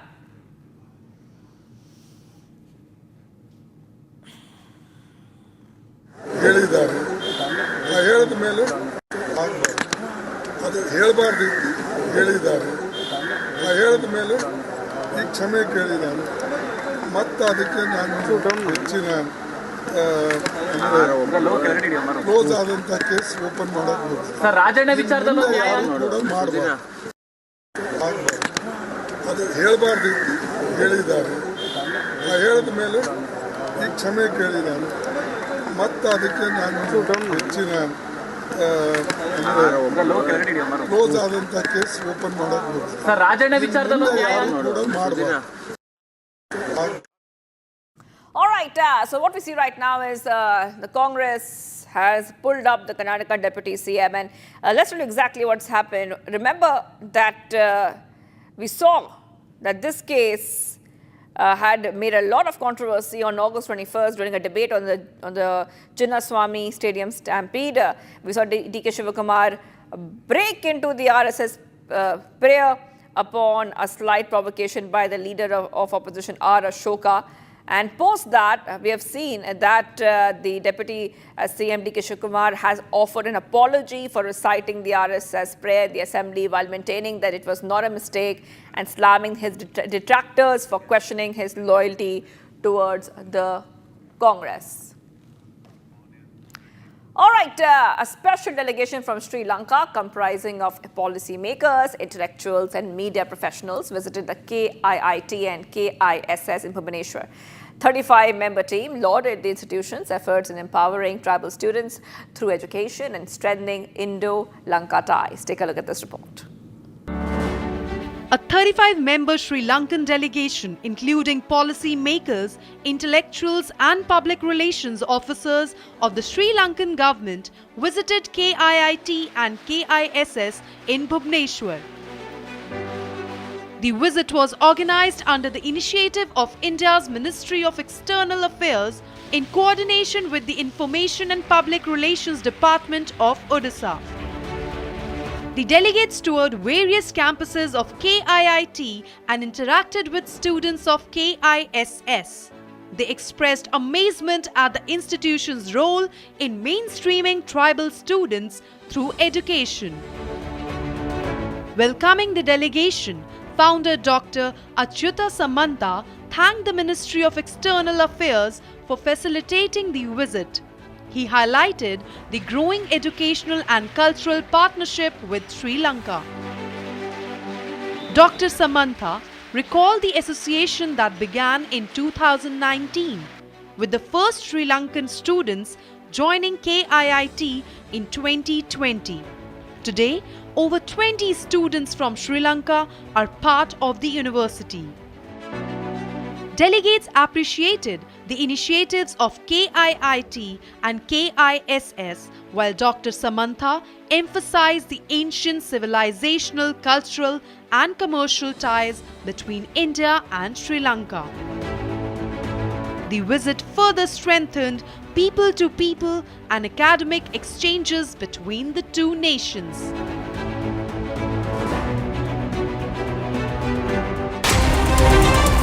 Bharat 1 Minute brought to you by Canara Bank. Together coming in, we can. A major fire broke out in Kashmir, which damaged 6 residential houses while leaving 7 people injured. Medical Superintendent Yudhvir Singh said the injured were admitted to the district hospital with 4 in critical condition, later shifted to the Government Medical College, Doda.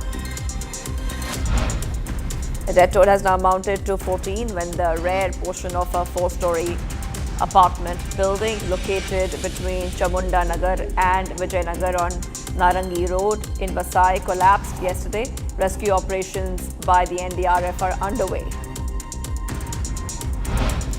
The Ganga River has been rising steadily from Varanasi to other areas and the flood outposts have been activated across the district. A few ghats in Varanasi in Uttar Pradesh have submerged as the Ganga's water level keeps rising due to continuous rainfall in the region. As Jammu and Kashmir is battling a series of landslides and rain and flash floods due to cloudburst, a portion of the road along the 4th Kavi Bridge has been washed away in the floods following non-stop heavy rainfall.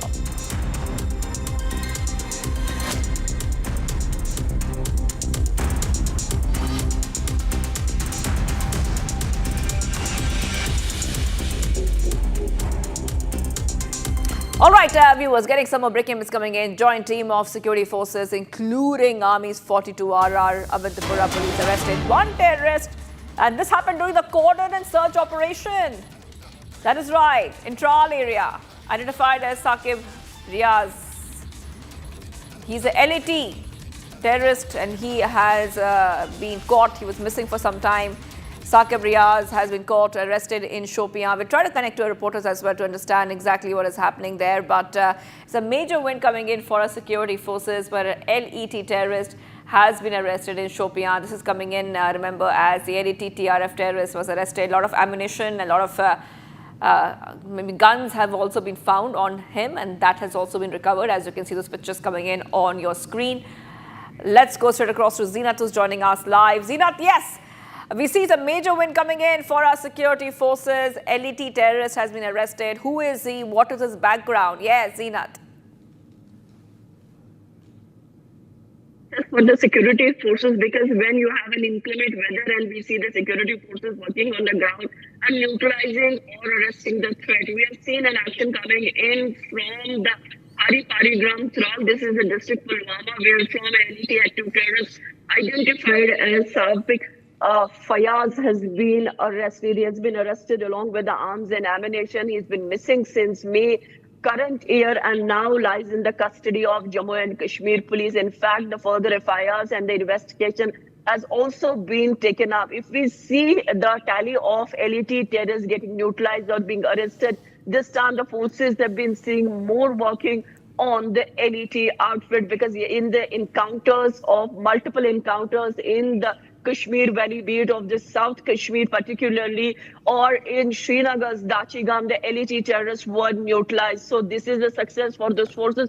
But meanwhile, we are also seeing a terrorist who has been active and is a local terrorist. The local support of the LeT now being landing in the lockups or being arrested by the Indian Army. As the process goes, he will be handed over to the Jammu and Kashmir police for the further investigation. He's been active for last couple of months and has been providing a support to the LeT outfit. What role is there of him in the LeT? How much damage he has caused, and that all will be revealed in the investigation. But yesterday evening, he's been arrested along with arms and ammunition, a pistol and other rounds to have been recovered from his position. Absolutely. And this is a picture that is I'm on sorry to display. interrupt you right now, but thank you for getting those details for us. I will be coming back to you for more. India-Bhutan bilateral relations marked a significant milestone with clean and green energy. Now we see that the hydroelectric projects have now been fully completed, along with its synchronization of its 6th and final unit. Take a look. Bhutan's Prime Minister Tshering Tokbe and Energy Minister Gem Tshering, along with India's Ambassador Sudhakar Dalela, graced the milestone occasion. The massive 1,020 megawatt project has been under construction for years. The Unit 6 produced 170 megawatts, making the project now fully operational. The first unit was commissioned in December 2024. Since its first commissioning, Punatha Sanguchu 2 has already generated more than 2,160 million units of clean energy. This significant landmark celebrates a shared commitment towards sustainable development and clean energy. Therefore, Punatha Sanguchu 2 is more than just a power project. It's a testament to the strength of the India-Bhutan partnership. Viewers, much coming right up. 43 killed in Jammu and Kashmir flash floods, relief and rescue operations in full swing. Plus, Prime Minister Modi is going to embark on a 2-day visit to Japan for the 15th India-Japan Annual Summit. Stay tuned.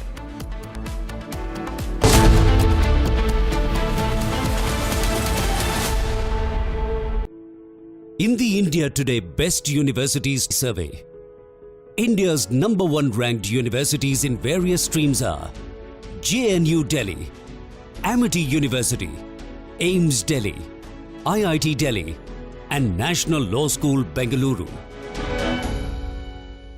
MDH की हल्दी मिर्ची धनिया करे कमाल, ये रंग दे, ये खुशबू दे, ये तीखा, ये कम पड़े, क्या निराला MDH मसाला।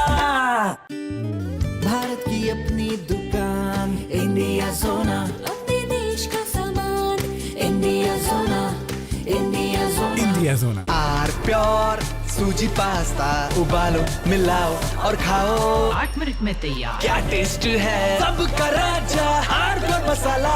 पैसा लगाना है तो सेंचुरी प्लाई क्लब प्राइम पे लगाओ, डूबेगा नहीं, जलेगा भी नहीं, कोई खा नहीं जाएगा, धोखा नहीं देगा, ऊपर नीचे भी नहीं होगा, सेफ रहेगा, सिक्योर्ड में मिनिमम 30 साल का रिटर्न देगा। अब इससे बेटर इन्वेस्टमेंट है तो बताओ। सेंचुरी प्लाई क्लब प्राइम, रहो बेफिक्र। दादी के हाथों का जादू और खुशबू से महकता घर, माँ की मुस्कुराहट और खाने की सुगंध। MDH गरम मसाला, क्योंकि हर रिश्ता है स्वाद से जुड़ा।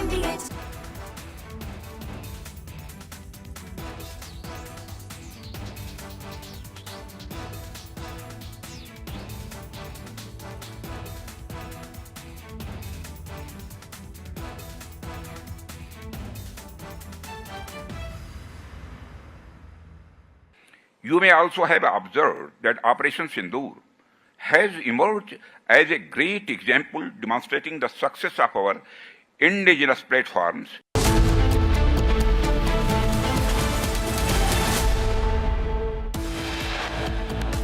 Army force infiltration bid along LOC in Jammu and Kashmir's Navaro, 2 terrorists neutralized.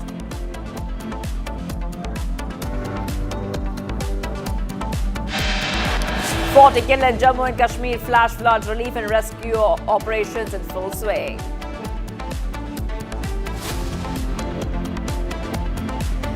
Congress Chief Militant Kharge on DK Shivakumar on RSS anthem recitation says a leader has apologized, adds he will not reopen a closed case.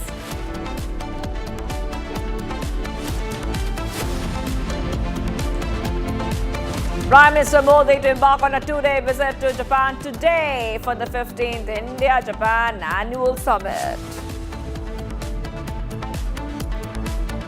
White House advisor Peter Navaro labelled the Ukraine conflict as Modi's war, claiming that India's purchase of discounted Russian oil has fueled Moscow's aggression.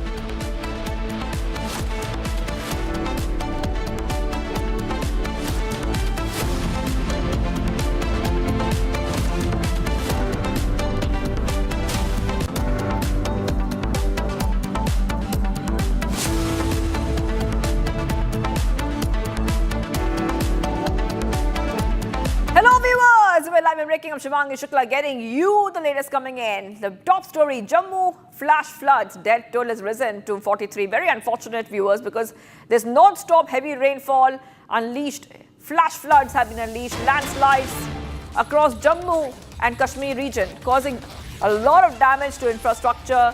Many bridges have collapsed, while electrical poles and mobile towers have also been uprooted, crippling telecom services and cutting off the communication for millions. In many areas like Katra, a rain-triggered landslide along the Mata Vaishno Devi pilgrimage route has claimed 34 lives and injured 23 others, with more people fear trapped under the rubble.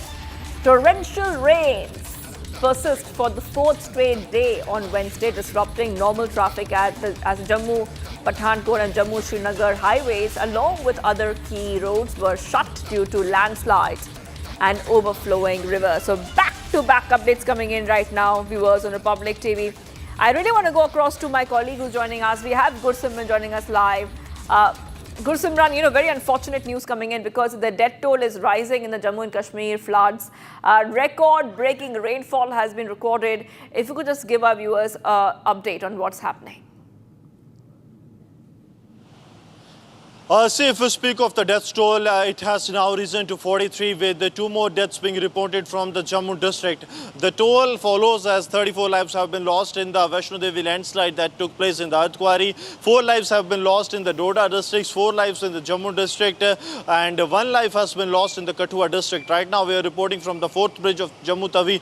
That has been one of the major disruptions that this weather has caused. And now with the sun coming up, what is happening that the areas that were earlier untouched, that has now also started developing cracks. I'll request Sarjeevan if we can zoom into this area. This you will see that these are the cracks that have now started developing it in the road connecting to the 4th bridge and also to the area of the Falai Mandal, which further connects to the Makwal, other international border areas. So this is very challenging because I'll request Sarjeevan to keep following this crack line. You will see this entire area. This is also on the verge of getting collapsed. Anytime soon, this will also collapse, and then it will be the next area. So this is the kind of a challenge which the authorities are facing with the sun coming up, because what is happening that with the sun into being now, this entire area that was submerged in the water, more and more landslides will take place. More and more area that was on the verge of getting collapsed, it will get collapsed. On the other side, I'll request Sarjeevan to show you the pillars that were there. These are the big pillars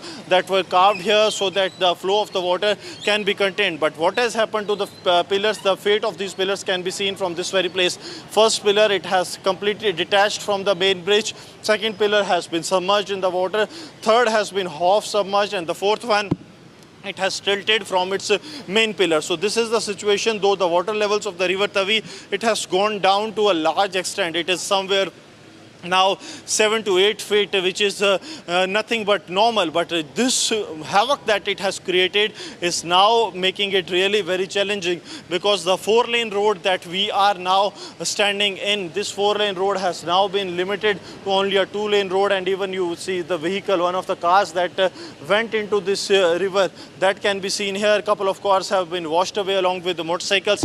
And here a 4-lane road has now been converted into a single-lane road, Reason being the land subsiding that is taking place here, and it is expected that with the sun coming up, this will further go into the river, because it happens in the areas when there is a continuous rainfall. Then the sunshine that follows, it is going to dent this area a lot. So this area is also on the verge of getting collapsed, and if this happens, these low-lying houses, they will be the next possible areas that will be impacted if the water level goes up.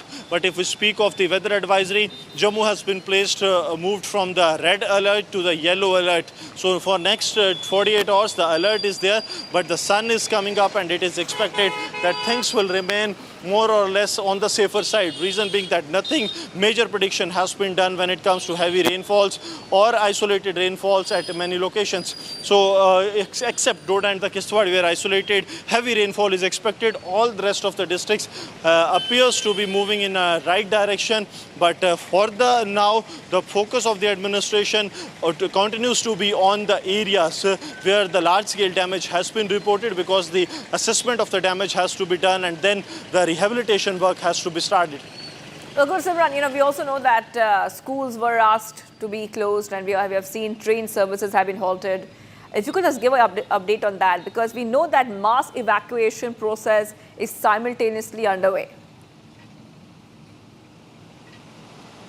See, more than 5,000 people have been moved to the safer locations by the authorities in Jammu and Kashmir in different districts, except Rajouri and Poonch, which have been peaceful for this while. Now coming to the schools and the colleges, even the universities have been closed for the day. This has been done keeping in view the large-scale damage that has been done, because there was no major prediction for today for the weather to go off. But yes, the large-scale damage that has been done to the connectivity, the authorities do not want to risk the life of the children, and that's why it was decided that they will be closing down the schools, colleges and universities in Jammu and Kashmir. Apart from that, the government offices, they have opened today, but essential services are paramount for the administration, and that's why multiple man-force has been shifted from the different departments to revenue and the relief camps, so that the locals can be provided relief with immediate effect. J&K Chief Minister Umar Abdullah has ordered that all the 10 districts of Jammu, the deputy commissioners, will be getting the additional 10 crore funds to their kitty, so that they can help the locals and immediate disbursement of the area. And also, if I request Sarjeevan will be in a position to show you that Indian Army has once again pressed in the Mi-17 helicopters into action. These are being sent so that aerial recce of the entire area can be carried out.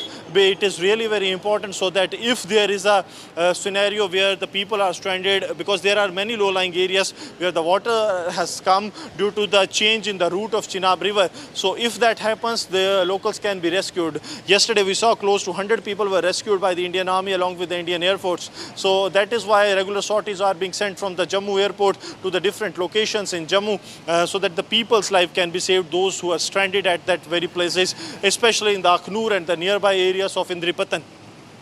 Right. Okay, hold on for a second, because we're getting some more breaking updates coming in right now. We know that some of the roads are completely washed away. Kishtwar to Padder Road completely washed away after landslide and flash floods. So this is very, very important, because like we told our viewers, that it's record-breaking rainfall, and many of these areas are washed away. Some roads have been washed away. This is coming in as we have seen that thousands of people have been evacuated as well.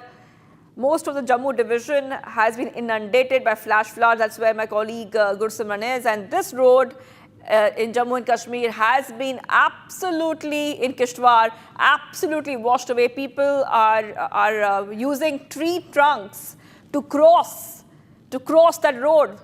Yes. The picture we see on a screen, Gursimran, it looks like there was no road in the first place. The entire road has been blocked, and there are river streams. The entire area looks like there are river streams everywhere.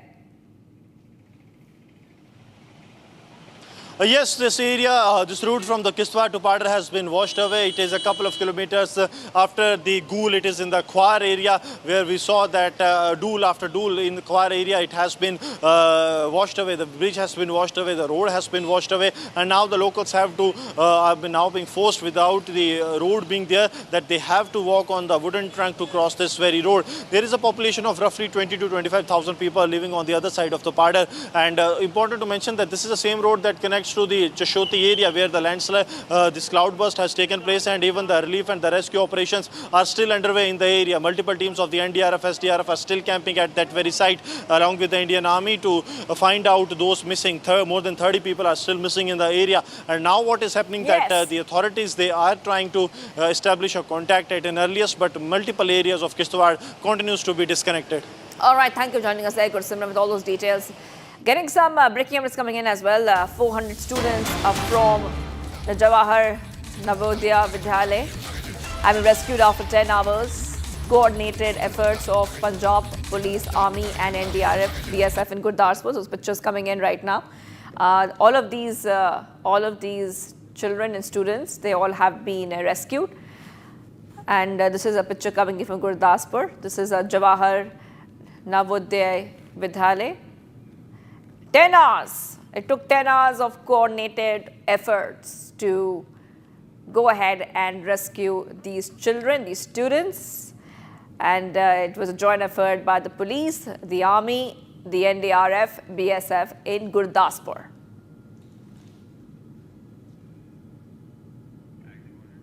So those pictures coming in right now, viewers, where we see that the BSF has rescued these 400 students. And these students have been rescued after 10 hours, I repeat, after 10 hours of coordinated effort. It's a joint team which has rescued these students. Flood fury is also gripping Punjab. Remember that 400 students were trapped at a Gurdaspur school. NDRF Army have rushed for their rescue. Those pictures are coming in. You can see that this is a school where all these students were stranded due to flood waters. The entire ground floor of the school was submerged under 4 feet of water, following which the students were moved to the first floor. Teams from the NDRF and the Army were deployed to rescue the students and teachers. And due to heavy rains in the state, all schools have been ordered to remain shut until August 30th. However, we see that this is a residential school, so the students remain in the school, and that's why they had to be rescued. The rivers in the border districts of Punjab are in spate, due to which the water is being released from dams, resulting in flooding in many areas like Gurdaspur, Taran, Pathankot, Amritsar.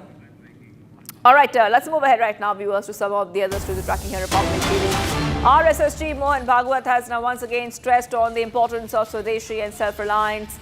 And speaking at an event, Bhagwat said that India's development depends on becoming self-reliant in every sector. He urged people to prefer local products over foreign ones, adding that while international trade will continue, it must be based on voluntary consent, not pressure. And giving a simple example, Bhagwat said that instead of buying Coca-Cola or Sprite, people can prepare a lemon drink at home. So back-to-back updates coming in. We also have that statement. Let's go ahead and play it out. निर्भरता सब बातों की कुंजी है, विकास भी करना है, तो हर बात में अपना देश आत्मनिर्भर होना चाहिए, अपने घर से शुरू करना। जब ये स्वदेशी की बात करते हैं तो लगता है कि विदेशों से संबंध नहीं रहेंगे व्यापार, ऐसा नहीं है। आत्मनिर्भर होना यानी बाकी लोगों को बंद करना नहीं है, आत्मनिर्भर होना है, लेकिन दुनिया परस्पर निर्भरता पर चलती है, कुटुंब भी परस्पर निर्भरता पर चलता है, और इसलिए अंतर्राष्ट्रीय व्यापार तो चलेगा और उसमें लेन देन होगी, बस इसमें दबाव नहीं होना चाहिए, स्वेच्छा होनी चाहिए। और इसलिए स्वदेशी का पालन करना यानी क्या है, जो घर में बनता है वो बाहर से नहीं लाना। गर्मी के दिनों में आप अच्छा नींबू की शिकंजी बनाकर खा सकते हो, वे पी सकते हो, कोका कोला और क्यों लाना, या स्प्राइट भी बाहर का पेय क्यों लाना, अपने घर का लाना। पिज्जा वगैरह के घर में बहुत अच्छा भोजन मिलता है, पोषक भोजन मिलता है, उसके अच्छे परिणाम स्वास्थ्य पर होते हैं, सारे डॉक्टर लोग जानते हैं और बताते भी है। लेकिन बार बार हाँ एक आध बार गए मजा करने के लिए पिज्जा खाया, चल सकता है, उतना उसमें लचीलापन रखना चाहिए। Viewers, getting you so much more coming up. Army falls infiltration bid along the LOC in Jammu and Kashmir's Navaro. 2 terrorists have been neutralized. Congress Chief Militant Kharge on DK Shivakumar on RSS anthem recitation says the leader has apologized, adds he will not reopen a closed case.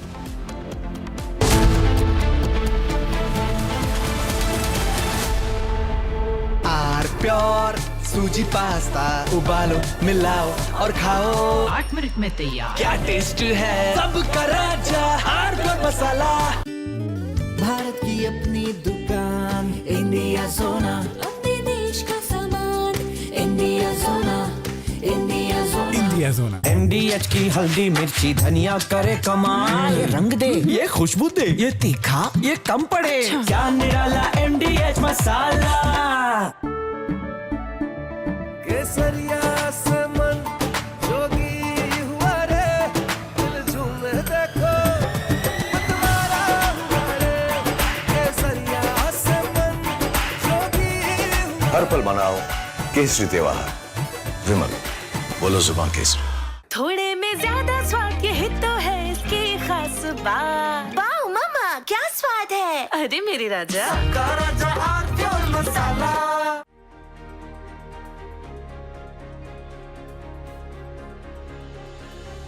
US is already experiencing the damage because of tariffs. Already inflation is rising in US. Already job losses are rising in US. Already there's a compromise as far as GDP growth is concerned in US. Already US is finding it tough to reduce the rates of interest, which is very, very pertinent for US. Already protests are happening in US against these tariffs. So already US is feeling the heat. They have realized that these tariffs are not maintainable and sustainable. Because what's happening is, whom have they...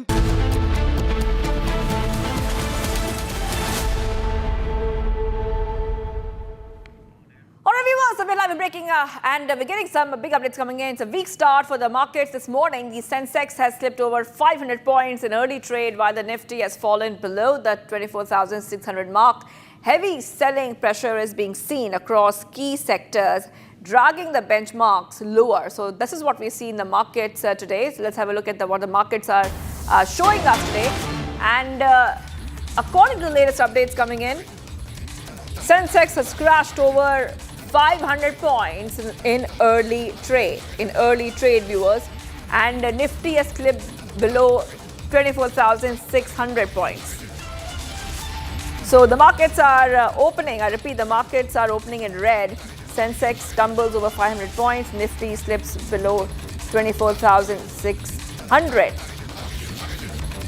This is coming in as we keep getting you back-to-back updates coming in. Indian benchmark indices like Sensex and Nifty open lower on Thursday, that's today. And the banks are leading the laggards after the US's 25% punitive tariffs on Indian imports had come into force yesterday. So this is how the markets have opened. The markets have opened in red today. And Nifty has slipped below 24,600. Simultaneously, Sensex has tumbled over 500 points. We're trying to get our viewers more updates coming in right now. But this is what is happening in the markets today. Let's move ahead right now because we're getting some more updates. The India-Bhutan bilateral relations have marked a significant milestone with clean and green energy. Now, we see the hydroelectric projects have now been fully completed along with its synchronization of its 6th and final unit. Take a look.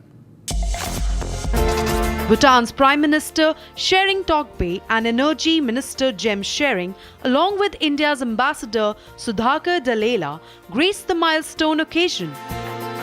The massive 1,020 megawatt project has been under construction 4 years. The Unit 6 produced 170 megawatts, making the project now fully operational. The first unit was commissioned in December 2024. Since its first commissioning, Punatha Sanguchu 2 has already generated more than 2,160 million units of clean energy. This significant landmark celebrates a shared commitment towards sustainable development and clean energy. Therefore, Punatha Sanguchu 2 is more than just a power project. It's a testament to the strength of the India-Bhutan partnership. In a first-of-its-kind move, the Assam government has started pushing back illegal Bangladeshi infiltrators. CM Himanta Biswa Sarma has now called it a historic step, saying that his government will not allow illegal migrants to settle in the state. And the Assam government has vowed to continue the crackdown, sending a strong message against infiltration. Assam is saying that Bangladeshi infiltrators will be deported, viewers. Big pushback coming in. No place for illegal migrants. I want to go and play out that statement.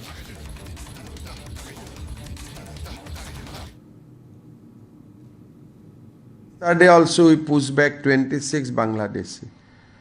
So, right from Assam agitation, you will never heard even one Bangladeshi has been pushed back. So, আজি 1985 চনৰ পৰা আজি 2025 চন হ'ল কেতিয়াও কোনেও অসমত শুনা নাছিল যে বাংলাদেশীক পুশবেক কৰিব পাৰি। আমিতো সপ্তাহত 70ৰ পৰা 100 গৰাকী 100 বাংলাদেশীক এতিয়া ৰেগুলাৰ পুশ কৰি আছো, পুশবেক কৰি আছো, যেটো অসমত আগত কেতিয়াও নাছিলে। গতিকে যিখিনি কথা কোৱা হৈছে যিমান পাৰি ষ্টেট গভৰ্ণমেণ্টৰ শক্তি অনুসৰি আমি ব্যৱস্থাও লৈ আছো। And it is a fact that Assam and Northeast being used as a corridor. So it cannot be denied. These are authentic information. Bharat 1 Minute brought to you by Canara Bank.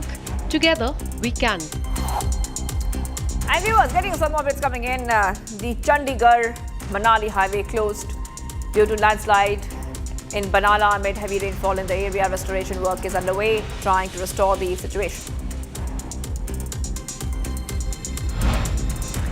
UP CM Yogi Adityanath expressed condolences to the families of those who died in a landslide near the Vaishno Devi shrine in Cuttack, Jammu and Kashmir. CM Yogi also announced financial assistance of rupees 4 lakhs for the families of the deceased residents of Uttar Pradesh. The Army Marksmanship Unit located in Madhya Pradesh will train military personnel, nurturing national talent to compete in the major national and international shooting competitions, including the Olympics.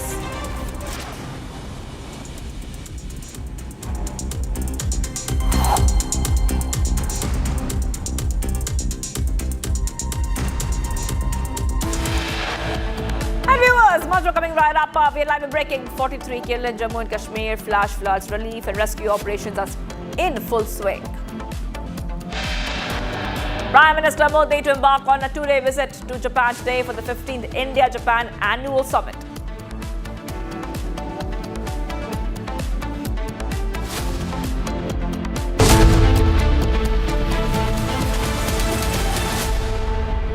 आधे bowl दही में 4 चम्मच MDH चटनी पुदीना मसाला डाला, stir करो, पुदीना चटनी तैयार। MDH चटनी पुदीना मसाला।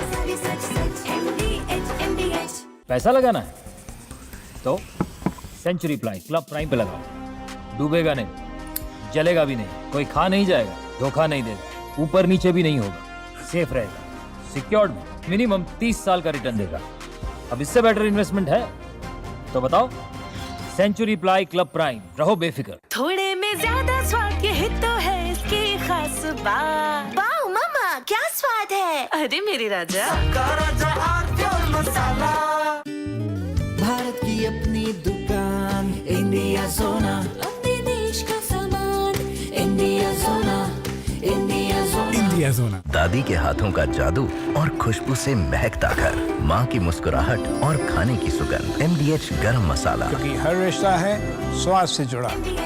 I choose a world where we dream and the limit is the sky, and this world is my home where I'm living my best. Mindfully crafted home decor fabrics. Sansar, a decor brand. Live consciously.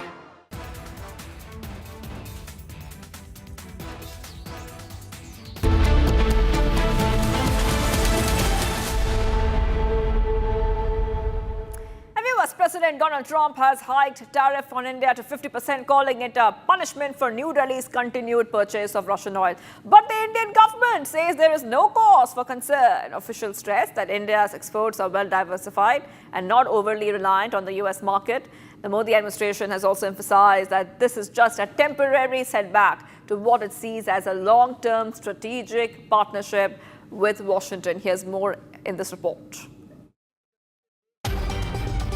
US President Donald Trump's new tariff rate of 50% has kicked in. A 25% tariff was already in place. Another 25% has been slapped starting today, all because India continued to buy Russian oil. The Indian government has stated that this is not a subject to panic. Government sources have clarified that the impact is not as exaggerated as projected, since India's exports are quite diversified. Bharat अपने किसानों के, पशुपालकों के और मछुआरे भाई बहनों के हितों के साथ कभी भी समझौता नहीं करेगा। और मैं जानता हूं व्यक्तिगत रूप से मुझे बहुत बड़ी कीमत चुकानी पड़ेगी, लेकिन मैं इसके लिए तैयार हूं। The government has further stressed that this is a temporary phase in a long-term relationship between India and the US. Commenting on the matter, the government has said that India's exports are reasonably diversified, not limited to the US market, and thus immune to any major shock. This is the 20th year of our CIA conclave, and our bilateral trade has crossed the $100 billion mark with Africa, and it will continue to grow at a faster and faster pace. Every country now looks at reliance, at self-reliance, at being not subject to such temporary changes and disturbances. We will continue to engage with African countries to build even stronger relations, stronger business contacts, stronger business trade. In an exclusive, Baba Ramdev also reacted to the US tariffs.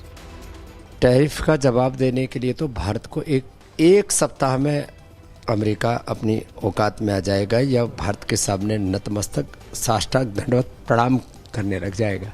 यदि भारत के लोग दृढ़तापूर्वक Apple से लेकर के McDonald से लेकर के Coca Pepsi से लेकर के जितने भी एडिडास, प्यूमा, नाइकी, जो भी अमेरिकन ब्रांड्स हैं अलग अलग, उसकी पूरी एक लिस्ट जारी कर दें। मैं तो कहता हूँ सारे मीडिया चैनल वालों को ना, जितने भी अमेरिकी ब्रांड्स हैं, अमेरिकी कंपनी है, उनका सबका लिस्ट जारी कर दो आप लोग। These comments come at a time when the Indian government is in direct contact with more than 40 countries for boosting its textile exports. Although certain differences have emerged between the two countries, US Trade Secretary Scott Bessent made an interesting statement. He said, India is one of the largest democracies and the US is the biggest economy. Definitely, there are common grounds that both countries can explore. With India assessing multiple options and the US calling for room for negotiations, it will be interesting to see the progression of the India-US relationship in the coming weeks. And what's coming up, viewers? White House advisor Peter Navaro labeled the Ukraine conflict as Modi's war, claiming that India's purchase of discounted Russian oil has fueled Moscow's aggression. And Democrats in the US House Foreign Affairs Committee slams President Trump for unfairly singling out India with steep 50% tariffs. Stay tuned.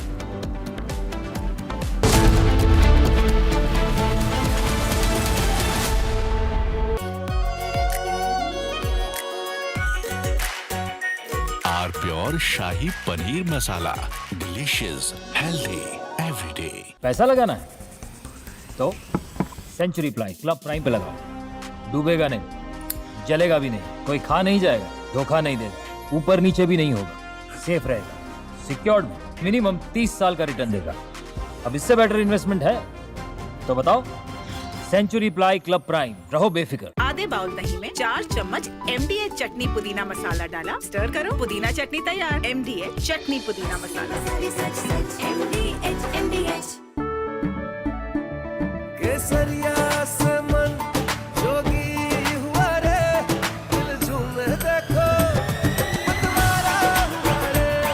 केसरिया से मन जोगी हुआ। हर पल मनाओ केसरी त्योहार। विमल, बोलो जुबान केसरी। थोड़े में ज्यादा स्वाद, यही तो है इसकी खास बात। वाओ मामा, क्या स्वाद है। अरे मेरे राजा, राजा pure masala.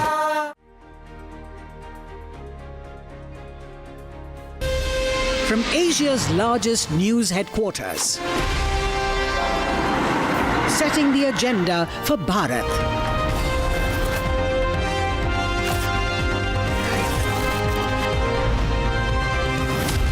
You're watching Republic.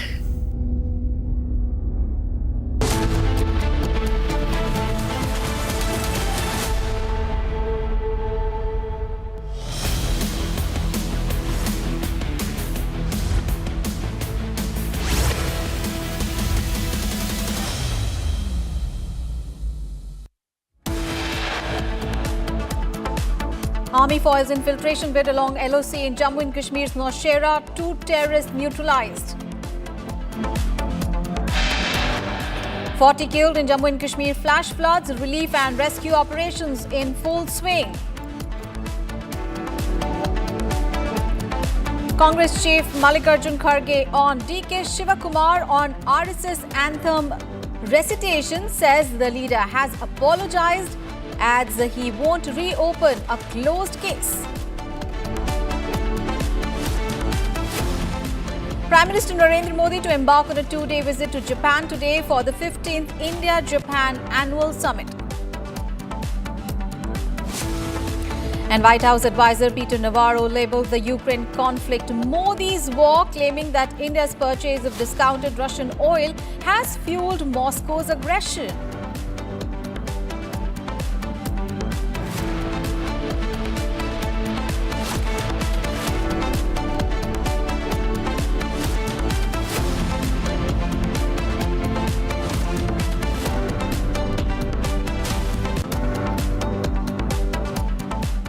Very good morning. You're watching live and breaking on Republic TV. The top story that we are tracking, White House advisor Peter Navaro has labelled the Ukraine conflict as Modi's war, claiming that India's purchase of discounted Russian oil has fueled Moscow's aggression and burdened the American taxpayers, while saying that India could get a 25% reduction in US tariffs if it stops buying Russian oil. In an interview, White House advisor Peter Navaro referred to the conflict influenced by India, saying that the path to peace runs in part through New Delhi.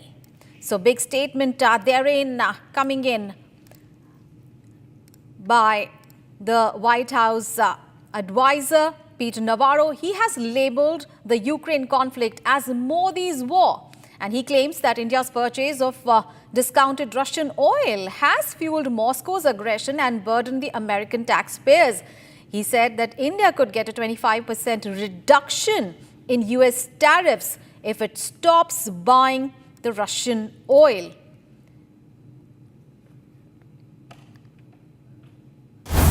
And we have more breaking news coming in, viewers.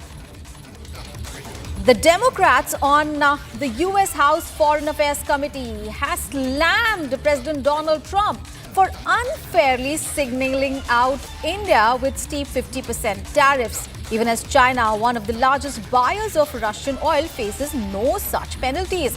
In a statement posted on X, the panel's Democrats said, and I quote, "Instead of imposing sanctions on China or others purchasing larger amounts of Russian oil, Donald Trump's signaling out India with tariffs hurting Americans and sabotaging the US-India relationship in the process. So the Democrats' US House Foreign Affairs Committee slamming President Donald Trump and his administration for signaling out India over its purchase of Russian oil.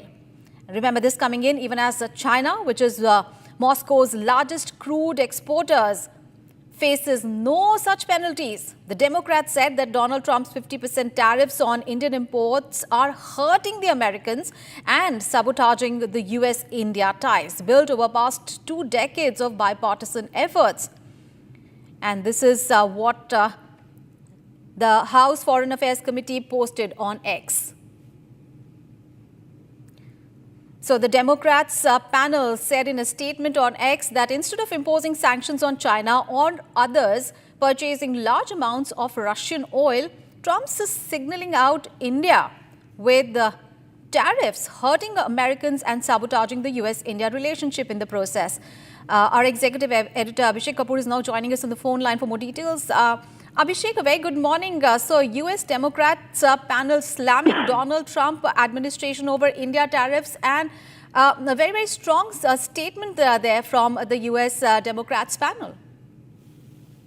Yes, indeed. It's a strong statement. And this is not the first time, in fact, the House Democrats have taken this position, second time in the last 1 week. And that really shows the kind of disquiet that's there on the Capitol Hill in Washington, D.C. about the manner in which Trump is going after the India-United States relationship with a wrecking ball. And effectively, they use the word, this is sabotaging India-US, the larger India-US relationship. So I think in that sense, it is clear. And they are actually saying that this is not about tariffs and or secondary sanctions, because if that be the case, then why is Trump keeping mum on China? And the Democrats have charged Trump for having no courage to really take on China, because it's China which is buying more Russian oil. It's the European Union which is buying more Russian gas. And even Americans having trade which has increased by about 20%, according to President Putin, over the last 1 year between Russia and the United States. So I think this is absolutely a case of malice. It's absolutely a case of Trump's bruised ego singling out India for not obliging him with a photo op with Asim Munir that he wanted with him and Prime Minister Modi together with Asim Munir in Washington, D.C. And the fact that India has made it clear that there was no case of ceasefire because of mediation, and that it happened because the Pakistanis came crying uncle. Now, Trump happens to be that uncle. And he's taking umbrage at the fact that we are not calling him Pakistan's uncle. I mean, we are not calling him uncle. If he's Pakistan's uncle, so be it. But this is not how diplomacy functions, and that's really leading to this disquiet in the larger DC establishment. And that's why we are seeing the House Democrats coming out second time in a week, flagging this concern that while Trump is being effectively dishonest about tariffs on India, but he's stretching his dishonesty to a level where there might be long-term consequences for the larger India-United States relationship. Absolutely. And Abhishek, that is the question that everyone, in fact, is asking, not only from the Democrats, the Republicans itself. Also, there are questions being asked on why Donald Trump is really signaling out India. And this is what the panel is also talking about. A few days back, a German newspaper had also given its own hypothesis on what could be the reasons for that. How do you think this is going to pan out in the future as far as US-India relationship is concerned? Well, you see, so already, we have seen Government of India's position firming up over the last 1 month. And when the tariffs kicked in yesterday, as a build-up to that, we have seen Prime Minister making it amply clear that there is no question of budging from protecting India's farmers and the dairy sector. And we have seen Rajnath Singh taking pot shots. We have seen Nitin Gadkari, taking on the American position. So I think between these senior ministers and the Prime Minister himself, India's position has become very clear. The markets are responding and taking it in stride. In fact, much of our listed companies are not impacted by the trade with Americans. It's the unlisted sector. So, for example, the dairy sector, the textile sector, much of them is smaller, very few listed big companies. So, in that sense, I think the markets have also understood that there is a limited impact of these tariffs. It's more like sentiment. It's more about market sentiment. It's more about the larger geopolitical dynamics at play. Obviously, they will have a certain trajectory. Once once a missile is launched, it has to complete its trajectory, and that seems to be happening. Because you asked what happens next, possibly early next year in the month of Jan and Feb, when the United States goes into midterm polls, and then when the Republicans are going into campaign mode, then there might be recalibration of the position of the Trump administration, because obviously they would come under pressure from the Republicans who want to retain their seat, who want to contest and would depend and want the Indian American community vote. That seems to be the possibility. But before that, of course, this is a period of turbulence. There is uncertainty around whether President Trump is going to come for the Quad summit to New Delhi. There is going to be uncertainty about whether Prime Minister would travel to the UNGA. Most likely not. In fact, we are being given an indication from our sources, by our sources in the government, that the possibility of a Prime Minister visiting United States to participate in the United Nations General Assembly is completely off the table as of now.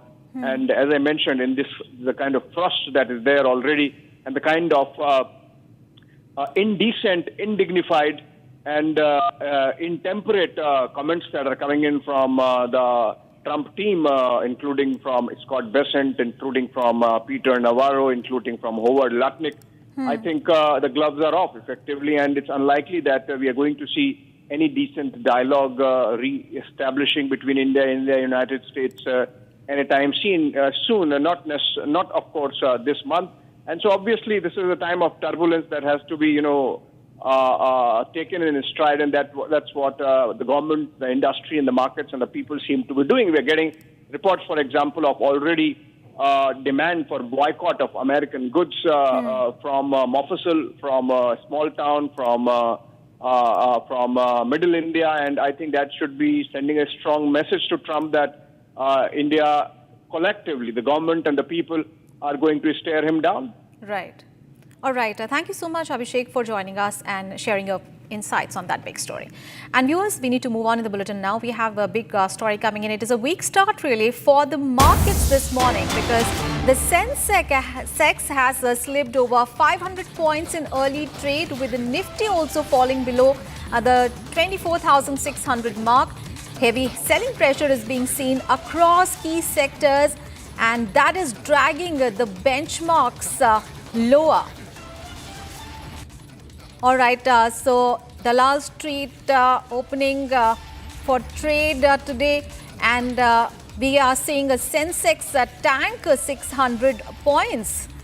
500 points in early trade. Nifty has fallen below the 24,600 mark. Remember, this happening after Donald Trump's tariffs have taken effect. The markets seem to be a little bit nervous at this point of time, and we are witnessing some sort of profit booking as well. And not only the Nifty, the global Asian markets are also mixed. So Sensex has slipped over 500 points in early trade. Nifty has fallen below the 24,600 mark, and what we are witnessing is heavy selling pressure across key sectors, and that is dragging all the benchmarks lower. All right, so it seems that Donald Trump's tariffs, of course, have taken effect, and the markets have responded, looking a bit nervous at this point in time. We are witnessing profit booking as well as heavy selling pressure seen across the key sectors. This, remember, as Donald Trump's tariffs have taken effect. Global Asian markets are also mixed. Nifty not able to sustain the level of 24,600, And so markets are in a negative territory at this point in time.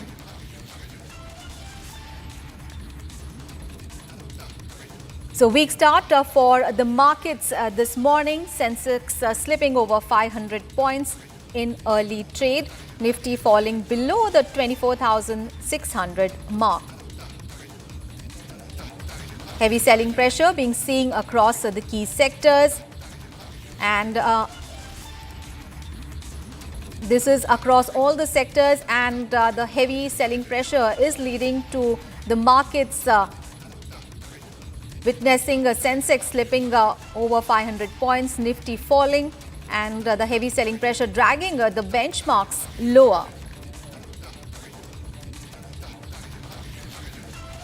So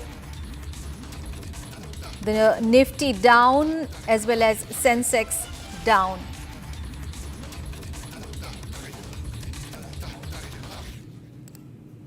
All right, let's get you some other news. India and the United States are finalizing a deal worth over $1 billion for the General Electric 404 Mark 1 engines to power the Indian Air Force's LCA Mark 1A. Now, this agreement follows a previous contract for 99 GE 404 engines, which has faced delays for over 2 years. Now, India has pressured the US to expedite the delivery of these critical engines to bolster its Air Force capabilities. Take a look at this report.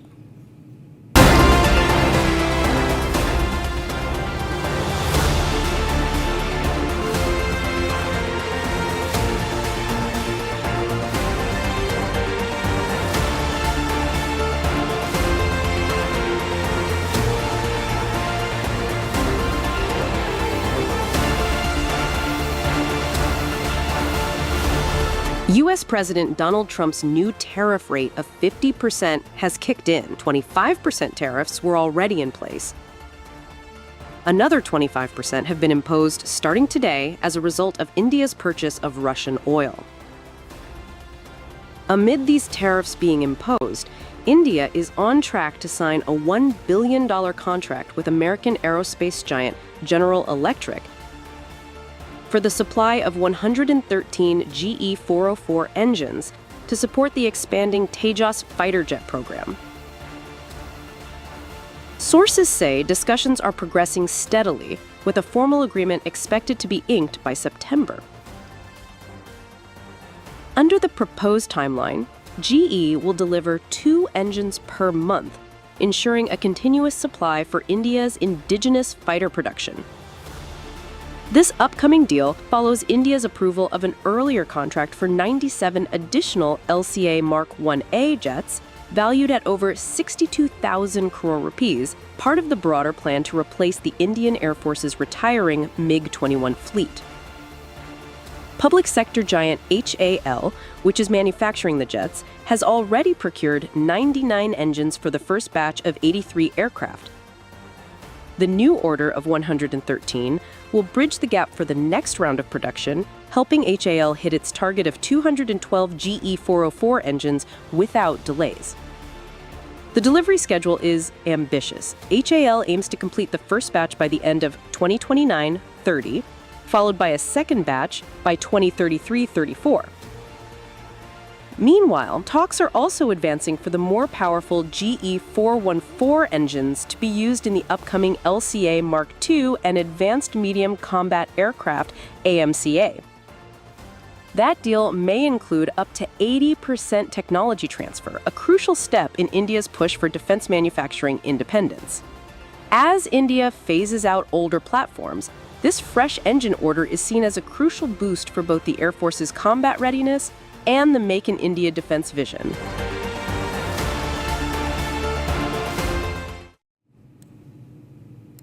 Bharat 1 Minute brought to you by Canara Bank. Together we can.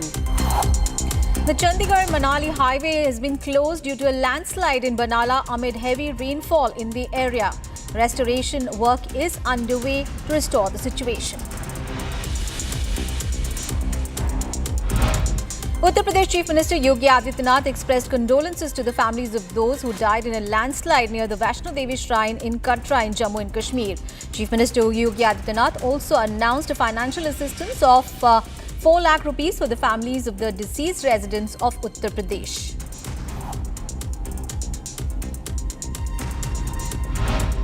The Army Marksmanship Unit located in Mau will train military personnel, nurturing national talent to compete in major national and international shooting competitions, including the Olympics.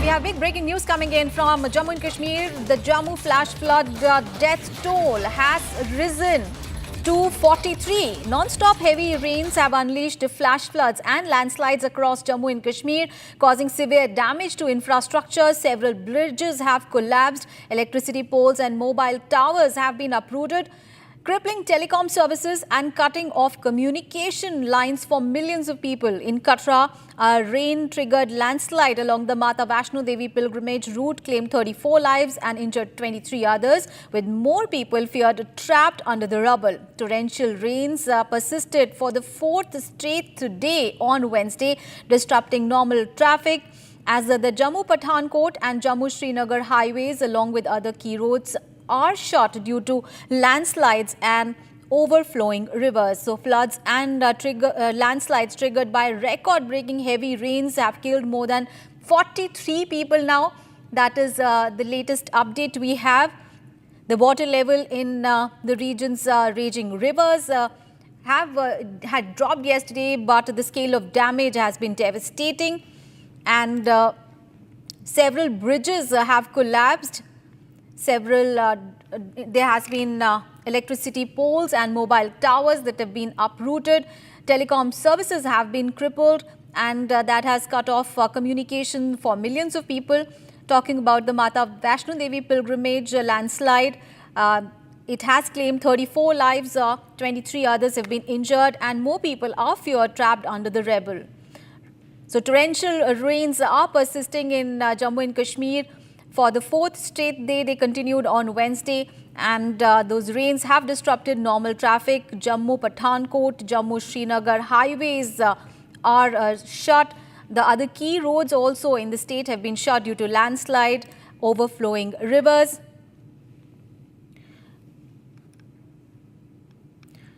And of course, educational institutions across Jammu and Kashmir are closed. They are remaining closed today as well.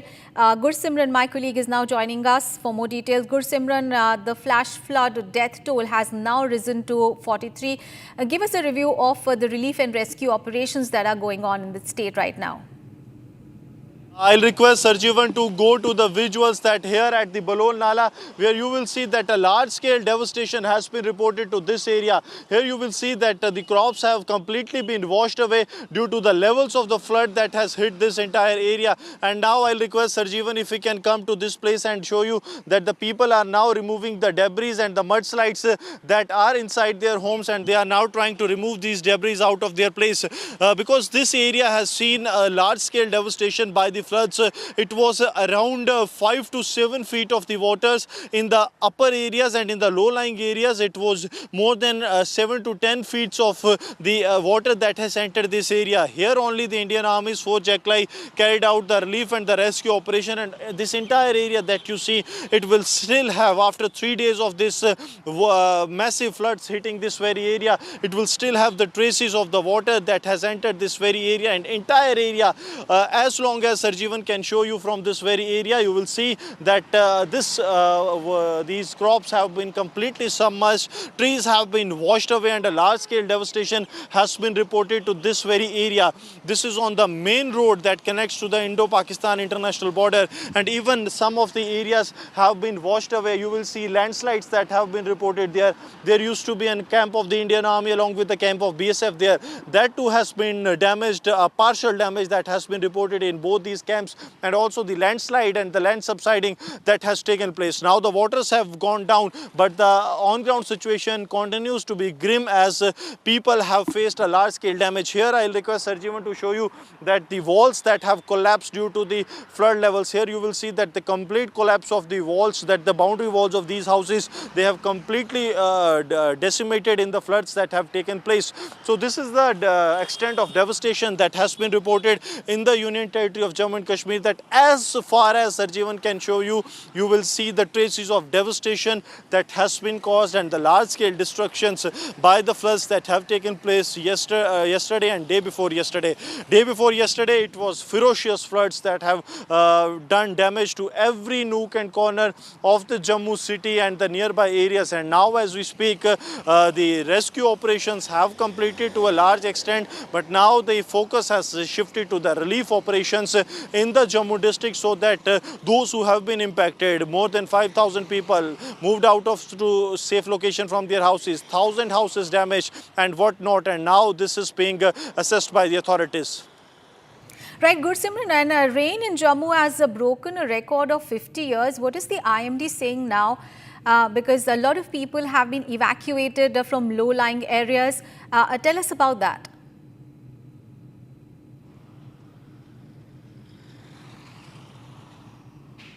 Yes, more than 43 people, 43 is the number that people have lost their life in this. Those who have lost life include 34 of the pilgrims that were there at Shri Mata Vaishno Devi's shrine. 4 have lost their life in the Doda in last 3 days, while the number of deaths that have been reported in the Jammu district is also 4. 1 life has been lost in the Kathua district, taking the total number of toll to 43 in the Union Territory of Jammu and Kashmir. Those who have been minor injured or with the injuries, it is over 100.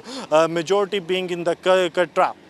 Right now we are from the Balol river bridge, where we are reporting now the things have come to a standstill, but the situation continues to be grim. If we speak of the visuals, they speak volume about what is happening here on the ground, how this entire area has been washed away, how the locals, their houses have now been entered with the muds and slides, and those houses that were submerged almost the 40 hours prior to this time that we are reporting. Now the situation has improved, that the waters are nowhere, but the devastation that water has done to this place is irreplaceable. If I can request Sarjeevan, and we can move to the other side of the road, we can show you the extent of the damage that has been done, because this is the main road from where the traffic was halted that given day by the authorities. And as we cross this road to the other side, you will see the levels of the devastation that has taken place here as well, because what has happened, that there was a major park that was here that has also been damaged due to the floods that have taken place. Yes. All right, Gursimran, thank you so much for those details. You keep tracking those developments. We'll keep coming back to you. Thank you so much. And viewers, let's move on in the bulletin now. India and Bhutan have marked a major milestone in their bilateral relations with the strong focus on clean and green energy. The Punat Sangchu 2 hydroelectric project is now fully complete, and this following the successful synchronization of its 6th and final unit. Here are all the details. Bhutan's Prime Minister Shering Tokbe and Energy Minister Jem Shering, along with India's Ambassador Sudhakar Dalela, graced the milestone occasion. The massive 1,020 megawatt project has been under construction for years.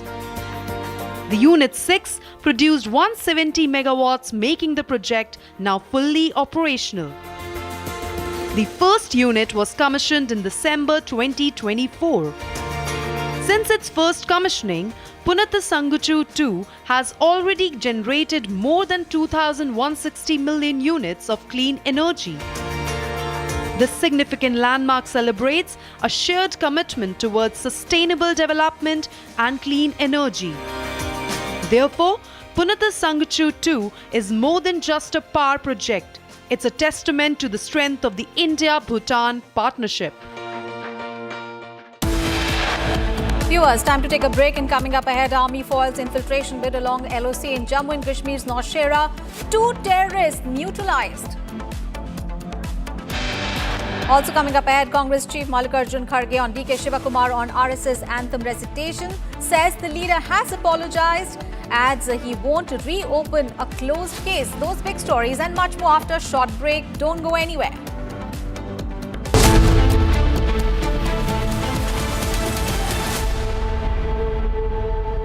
इसको घर पे लगाओगे तो शादी का तो पता नहीं, पर घर पक्का नहीं टूटेगा। रूंगटा नहीं तो घर स्ट्रॉन्ग नहीं। रूंगटा स्टील TMT बार एकदम सॉलिड। पहाड़ों में एक हाइकिंग शिप भी बन सकती है।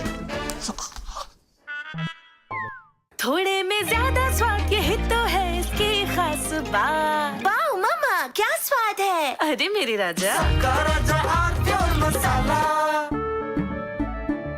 केसरिया से मन जोगी हुआ रे, दिल झूमे देखो मतवारा हुआ रे।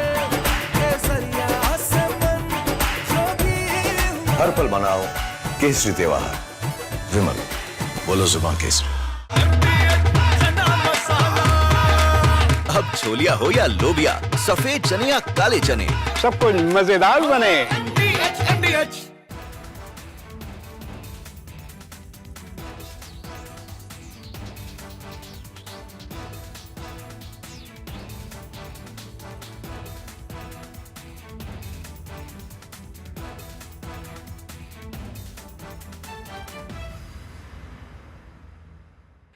You may also have observed that Operation Sindoor has emerged as a great example demonstrating the success of our indigenous platforms, equipment, and the weapon systems.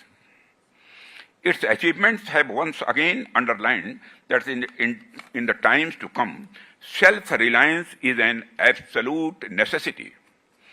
We have indeed made significant progress on the path of self-reliance.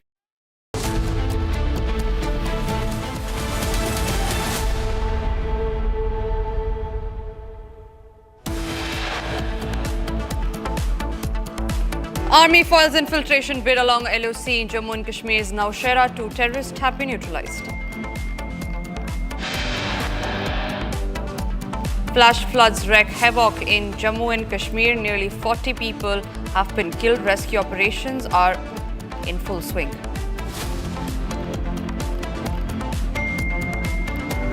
Congress Chief Mallikarjun Kharge on DK Shivakumar on RSS anthem says the leader has apologized, adds that he won't open a closed case. Prime Minister Narendra Modi to embark on a 2-day visit to Japan today for the 15th India-Japan Annual Summit. White House advisor Peter Navaro labels the Ukraine conflict as Modi's war, peddles a fake narrative. Democrats on the United House Foreign Affairs Committee slams President Donald Trump for unfairly signaling out India with steep 50% tariffs.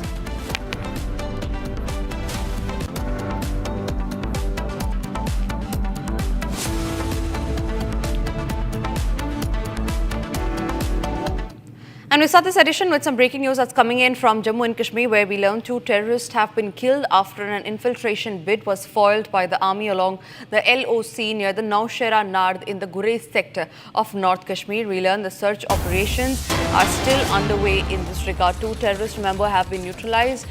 As far as the encounter is concerned, initial details just coming in that this happened along the LOC. 2 terrorists have been killed. These terrorists, the identity of these terrorists is yet to be identified, is yet to be ascertained, but a big crackdown on terrorists that's come to fore from Jammu and Kashmir, this one specifically from North Kashmir, where 2 terrorists have been eliminated. It was an infiltration bid that was attempted by these 2 terrorists, after which we learn that they had been neutralized. This comes after a joint team of security forces, including Army's 42 RR Awantipura police arrested 1 terrorist during the cordon and search operations in Tral. Zeenat, my colleague, is joining me on the broadcast on that note. Zeenat, do we have any idea or do we have any details about who are these terrorists, what was their motive, were they Pakistani terrorists, and have they been identified yet? See, the counter-infiltration bid in the Kashmir Valley has been active. That is what we see here in the Gurez along the line of control, where the two terrorists have been neutralized. The terrorists were trying to infiltrate along the line of control in Gurez to sneak into the Indian territory. But before they could do that, they were eliminated. There had been an information that the intelligence about the infiltration movement was given by the Jammu and Kashmir to the Indian Army, and Indian Army along the line of control executed this operation. We are picking that the two terrorists have been neutralized. See, it has been quite a busy day for the Jammu and Kashmir administration, for the security forces as well. Seeing the Kashmiri news from the South Kashmir to North Kashmir, taking the count from the South Kashmir Stral, where one LeT terrorist have been apprehended along with arms and ammunition. Then in Handwara, a cordon and search operation turned into a hide bus where an UBGR and the other arms and ammunition along with the utensils have been recovered. This was again to avoid the major tragedy in North Kashmir's Handwara, and then simultaneously the Gurez, which is one of the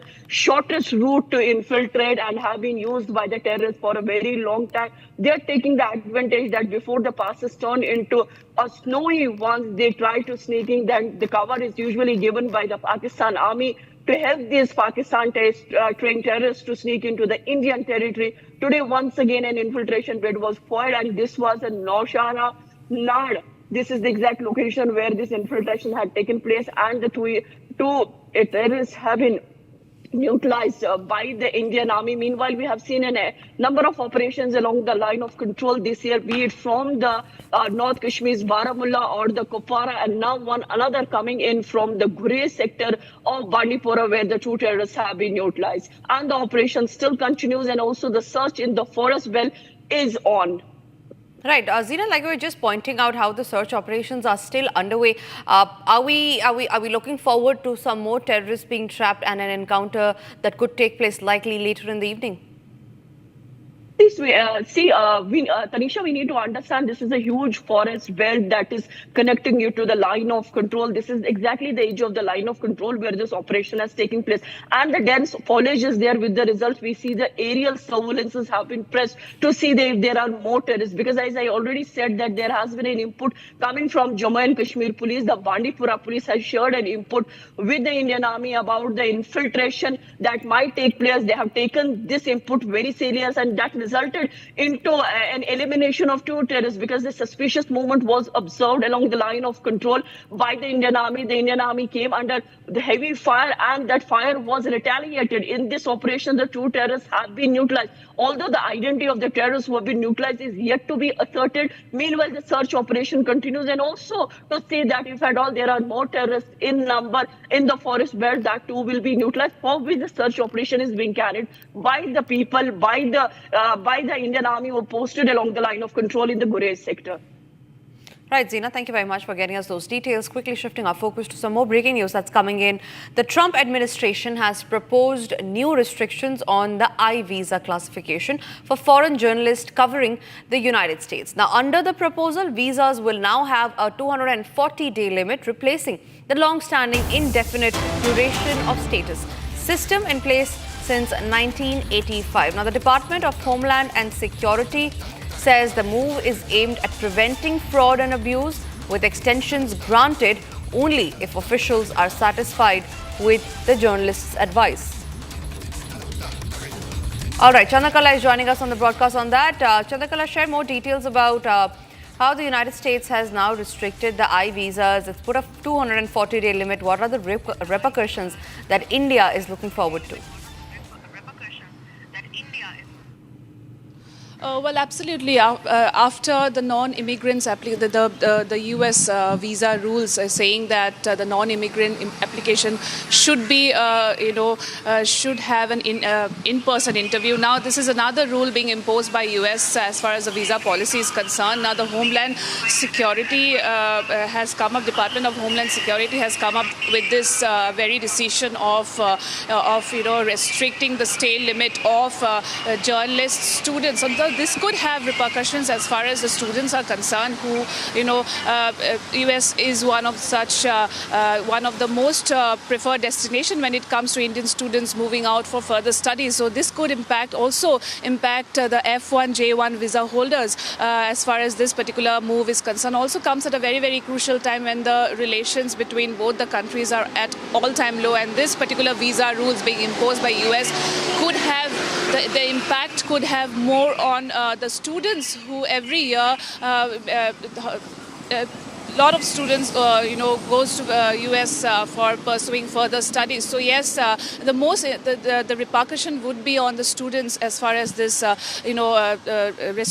restriction of staying limit is concerned, being imposed by the US right at this moment. Also, this is particularly aimed at, preventing fraud and abuse, which is one of the policies of the US president as far as illegal immigrants are concerned. And so this is another step towards curbing such abuse and fraud. And this would be an extensions granted only if officials are satisfied with the journalist activity. So it comes at a very, very important time where US is taking such decisions, and this could have more impact on the Indian students particularly who visits US, who is in US for further studies. And now that earlier they could stay as much as, for as much as days possible, but now this limitation of their stay could, impact them further. Right, Chandrakala, thank you very much for getting us those details. Shifting our focus now, in a bold response to United States President Donald Trump's 50% tariffs, the lovely professional university has now banned American beverages on campus, signaling a strong push for Swadeshi 2.0. The university says India will not bow to unfair foreign tactics, and it's calling on everyone to support local products and make the country stronger from within. Listen in.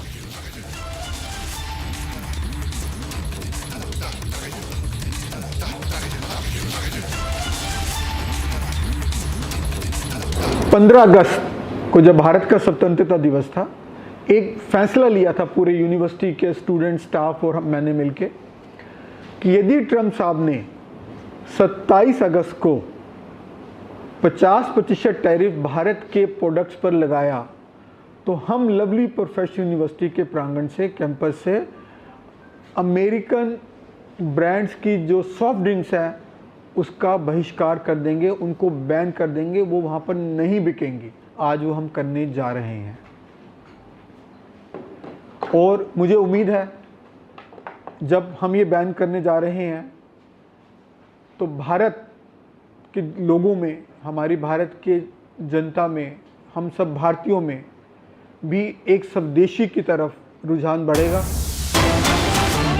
Some more breaking news that's coming in. RSS Chief Mohan Bhagwat has also stressed on the importance of Swadeshi and self-reliance. So this comes amid the escalating tariff war by the United States on India. Speaking at an event, the RSS Chief Mohan Bhagwat said India's development depends on becoming self-reliant in every sector. He urged people to prefer local products over foreign ones, adding that while international trade will continue, it must be based on voluntary consent and not pressure.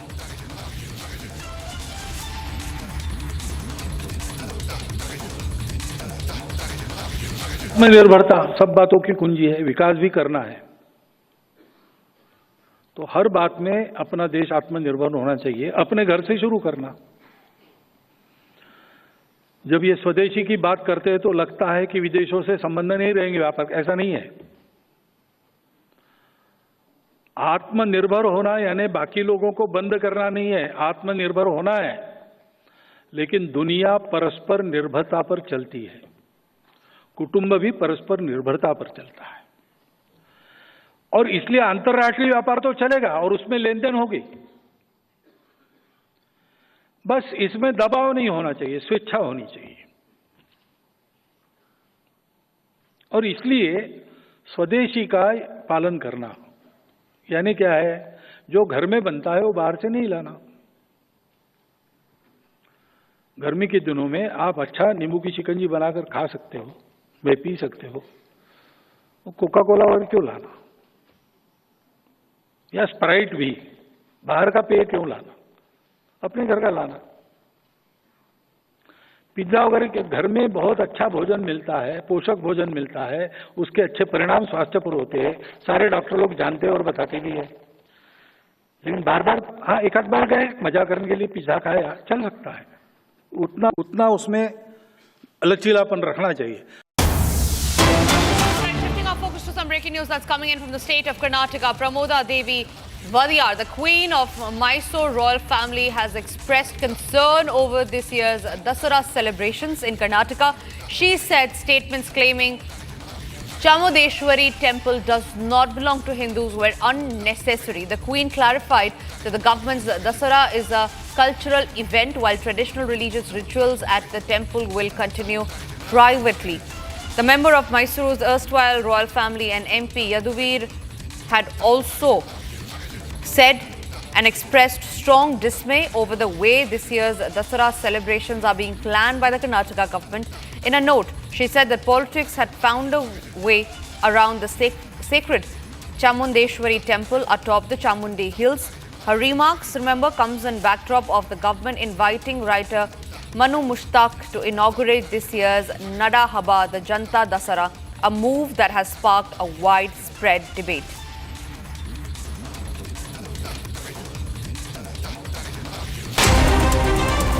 Bharat 1 Minute brought to you by Canara Bank. Together we can.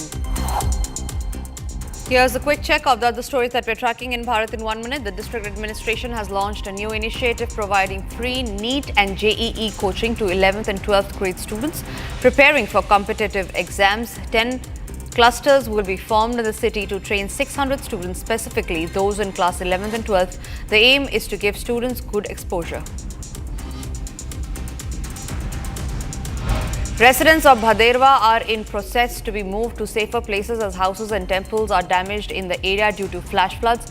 The local authorities and NDRF are working towards the rescue operation. As Chhattisgarh moves along the path to come out from the clutches of armed Naxalism, the administration in the Maoist-hit Dantewada has started preparations to ensure a bright future for children through an innovative campaign, Bal Mitra. The campaign has been launched in Dantewada to bring school dropout children back into the path of education. The water level of Jhelum River in Srinagar has decreased, but as a precautionary measure, universities, colleges and schools in Kashmir remain shut for the second day.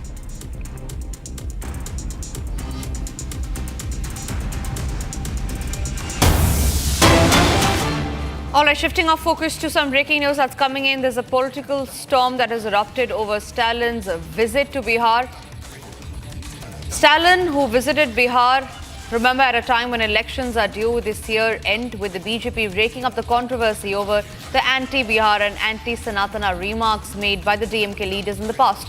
The BJP has also dared Stalin, who heads the DMK, to repeat the comments on Biharis by his colleague Dayanidhi Maran and by his son Udyanidhi on the Sanatana Dharma.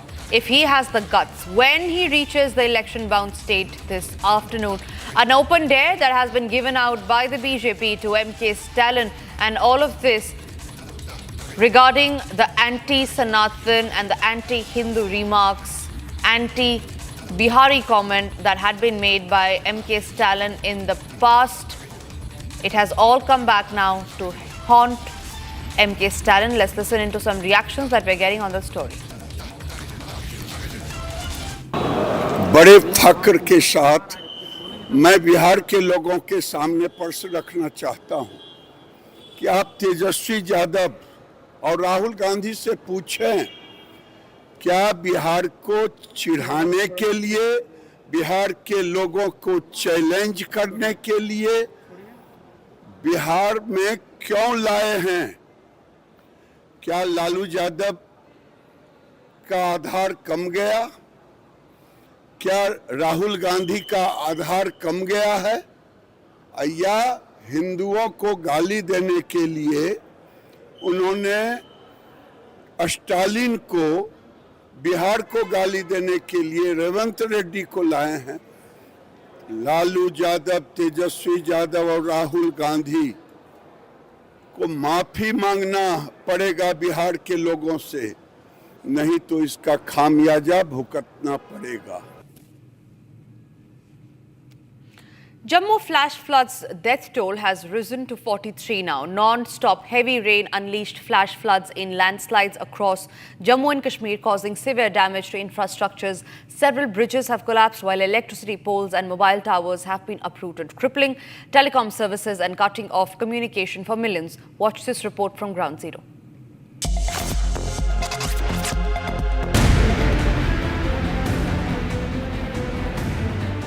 Heavy rains are continuing in the Jammu district, and also the water level is rising with each passing minute. Right now we are at the Jammu Tawi, where the water level has already surpassed the alert mark. Right now, since morning, we have been witnessing that how the water level is rising in the upper reaches of Jammu, and now here at the Jammu Tawi, you will see that the water levels have reached the next level, because in the upper reaches of the Udhampur, we are witnessing regular rainfalls taking place, and also the inclement weather conditions that are making it really very challenging. And here at the Jammu Tawi, the gusty flow of the water is making it really very challenging for the authorities to actually save the lower lying areas of Jammu. Here the fourth bridge of Jammu Tawi, the traffic is now moving with the full flow, but the authorities are also keeping a tab on the movement of the traffic, because if the water level surpasses a couple of feet, so then it will be that the traffic has to be halted. It was here in last one decade, 2024, when the river Tavi broke down from this very area and the water entered the civilian areas. This time also, if we speak of the situation is more or less the same, because the water is increasing with a rapid speed and there is no relief whatever it seems for now for the people, because the water level is increasing rapidly. And now the authorities, the Jammu and Kashmir Chief Minister Omar Abdullah is also holding a high-level meeting with the authorities, including the IGP Jammu and the Divisional Commissioner, along with the disaster management and the relief rehabilitation authorities, so that the situation can be contained, because nature's fury is on the rise. We have lost already close to 100 lives in the Kishtwar cloudburst, and now these inclement weather conditions and the heavy rains are making it difficult for the Jammu city and the nearby areas as well.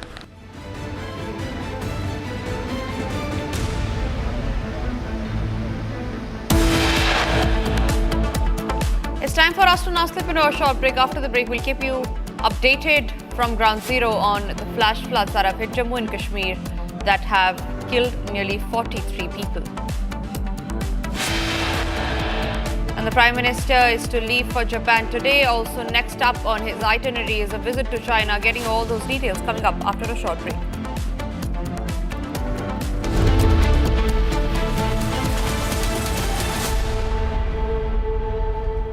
Pure सूजी pasta उबालो मिलाओ और खाओ 8 minute में तैयार। क्या taste है सबका राजा आर्नब मसाला।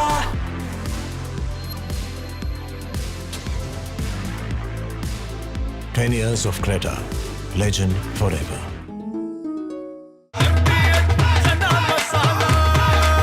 अब छोलिया हो या लोबिया, सफेद चने या काले चने, सब कुछ मजेदार बने। केसरिया से मन जोगी हुआ रे, दिल झूमे देखो मतवारा हुआ रे। केसरिया से मन जोगी हुआ। हर पल मनाओ केसरी त्योहार। विमल, बोलो जुबान Kesari.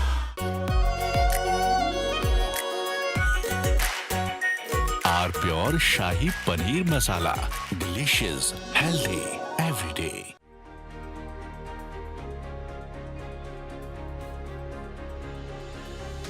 US is already experiencing the damage because of tariffs. Already inflation is rising in US. Already job losses are rising in US. Already there's a compromise as far as GDP growth is concerned in US. Already US is finding it tough to reduce.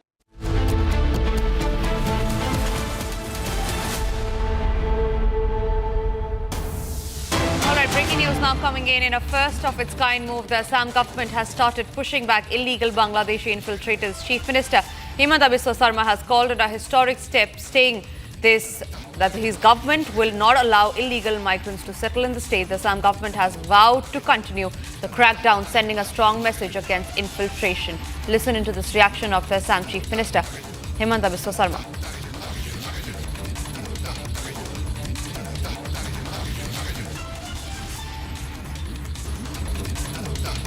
Yesterday also we pushed back 26 Bangladeshi. So, right from Assam agitation, you will never heard even one Bangladeshi has been pushed back.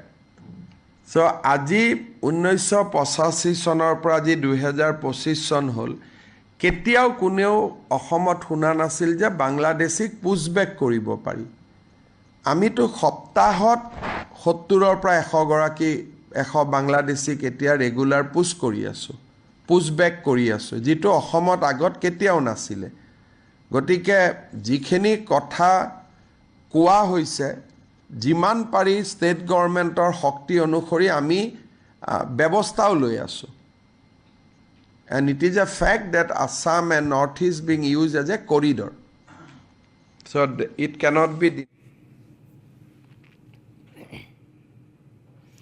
India-Bhutan bilateral relation marked a significant milestone with clean and green energy. The Puna Sangshu 2 hydroelectric project has now been fully completed along with its synchronization of its 6th and final unit. Here's the report on that.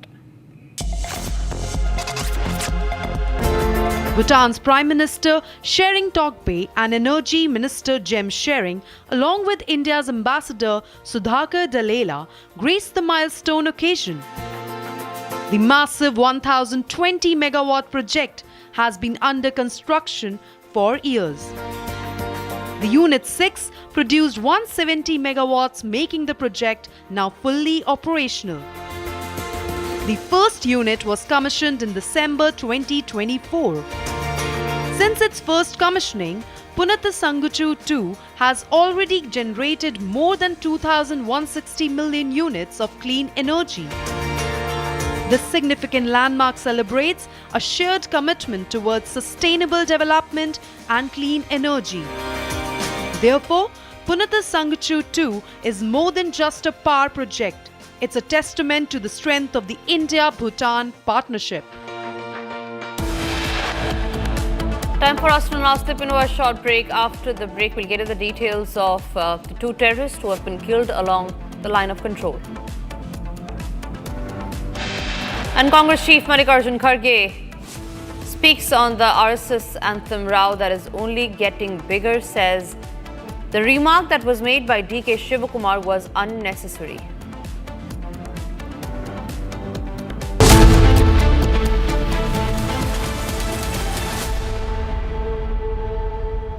दादी के हाथों का जादू और खुशबू से महकता घर माँ की मुस्कुराहट और खाने की सुगंध MDH गरम मसाला क्योंकि हर रिश्ता है स्वाद से जुड़ा I choose a world where we dream and the limit is the sky and this world is my home where I'm living my best. Mindfully crafted home decor fabrics. Sansar, a D-Decor brand. Live consciously. थोड़े में ज्यादा स्वाद यही तो है इसकी खास बात वाओ मामा क्या स्वाद है अरे मेरे राजा मसाला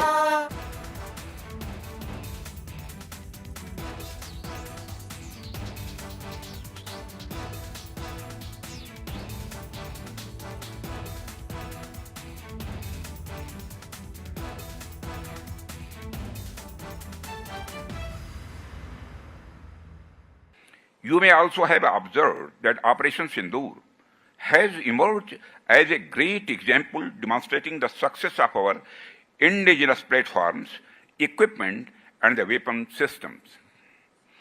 Its achievements have once again underlined that in the times to come, self-reliance is an absolute necessity. We have indeed made significant progress on the path of self-reliance, but there is still a long way ahead that we must travel. If we talk about self-reliance, especially in the field of the defense manufacturing, then I would like to say that India has embarked on a historic journey. We are once counted among the world's largest importers, but today, on the path of the self-reliant India, we are making a place among the reliable exporters of the world. Today, our indigenous platforms, light combat aircraft Tejas, advanced towed artillery gun systems,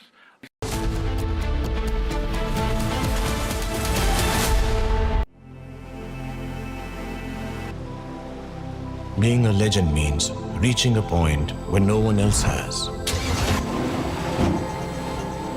To give others a dream worth chasing.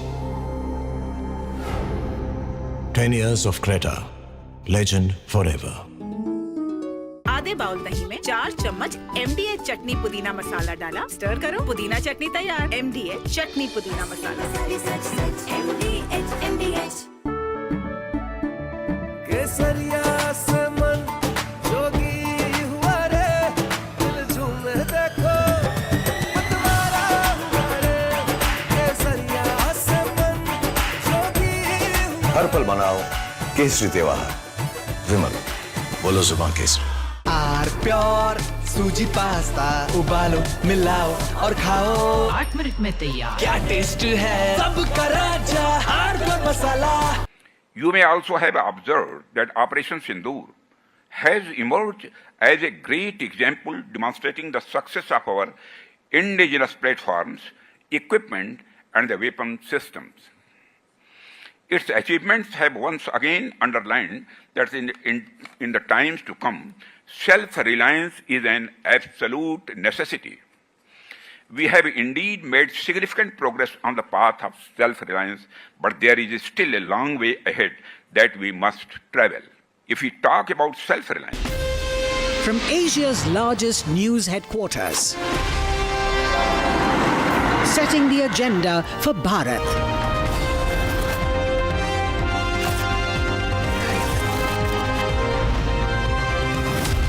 You're watching Republic.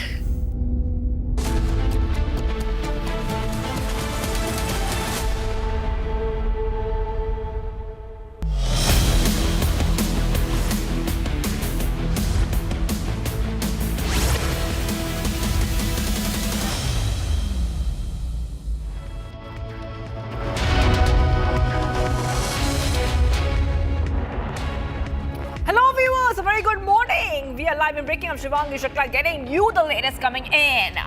Top Trump aide makes a bizarre statement on India-US tariffs. We'll get to all those details, but the headlines first.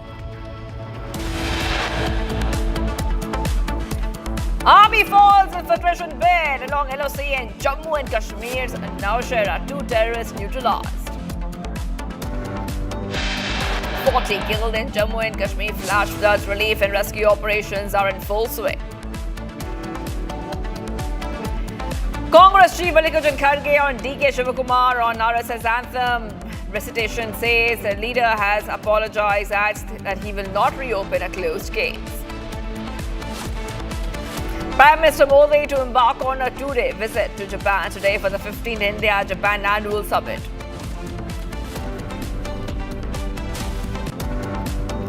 White House advisor Peter Navaro labelled the Ukraine conflict Modi's war, claiming that India's purchase of discounted Russian oil has fueled Moscow's aggression. Democrats on the U.S. House Foreign Affairs Committee slammed President Trump for unfairly singling out India with steep 50% tariffs.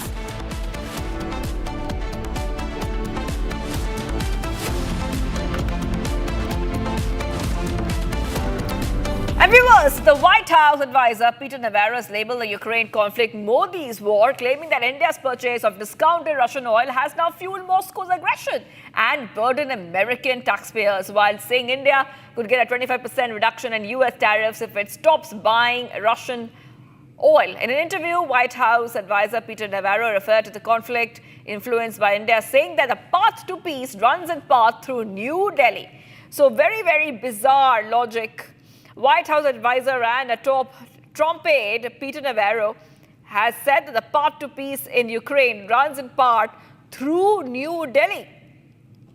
Remember that that Peter Navaro is accusing India of fueling Russia's war through discounted oil purchases. In an interview, he said that India would straight away get a 25% reduction in US tariff if it stopped buying Russian oil.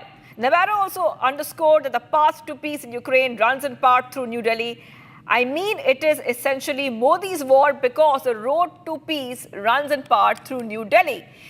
Remember that these remarks are coming in as President Trump's 50% tariffs on Indian goods took effect yesterday. In fact, we are being joined right now by a guest to help us understand what exactly is going on. Ambassador Deepak Vora, former envoy, joining us here on Republic TV. Thank you for joining us here, Ambassador. Very bizarre logic, specifically saying that the path to peace in Ukraine runs in part through New Delhi. What kind of a bizarre logic is this on the India-US tariffs, Ambassador? Thank you very much. Can you hear me, ma'am? Yes, I can.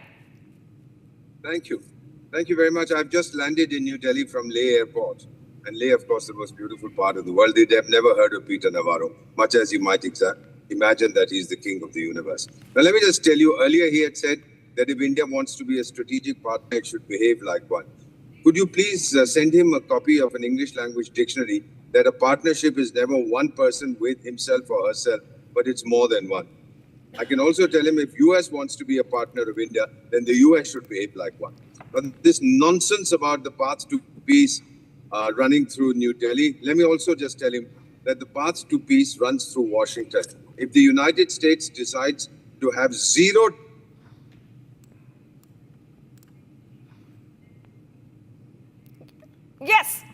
Yes. Democrats also we're coming to know that Democrats on the US House Foreign Affairs Committee slammed President Trump for unfairly singling out India with steep 50% tariffs, even as China, one of the largest buyers of Russian oil, faces no such penalties. In a statement posted on X, the panel's Democrats said that instead of imposing sanctions on China or other purchasing larger amounts of Russian oil, Trump's is going ahead singling out India with tariffs, hurting Americans and sabotaging the US in their relationship in that process. So what we see right now are back-to-back updates coming in on Republic TV, where we see the Democrats also going ahead and saying that Trump is hurting its ties with India, the US-India ties. The Democrats' U.S. House Foreign Affairs Committee has slammed President Trump and his administration for singling out India over its purchase of Russian oil, even as China, one of Moscow's largest crude exporters, faces no such penalties. And I think we have with us back Ambassador Deepak Vora joining us. Ambassador, what we see right now is that the Democrats have gone ahead and slammed Donald Trump. And, it's very clear that the Democrats are exposing Trump and even suggesting that Trump is trying to drag India into issues where India has no role.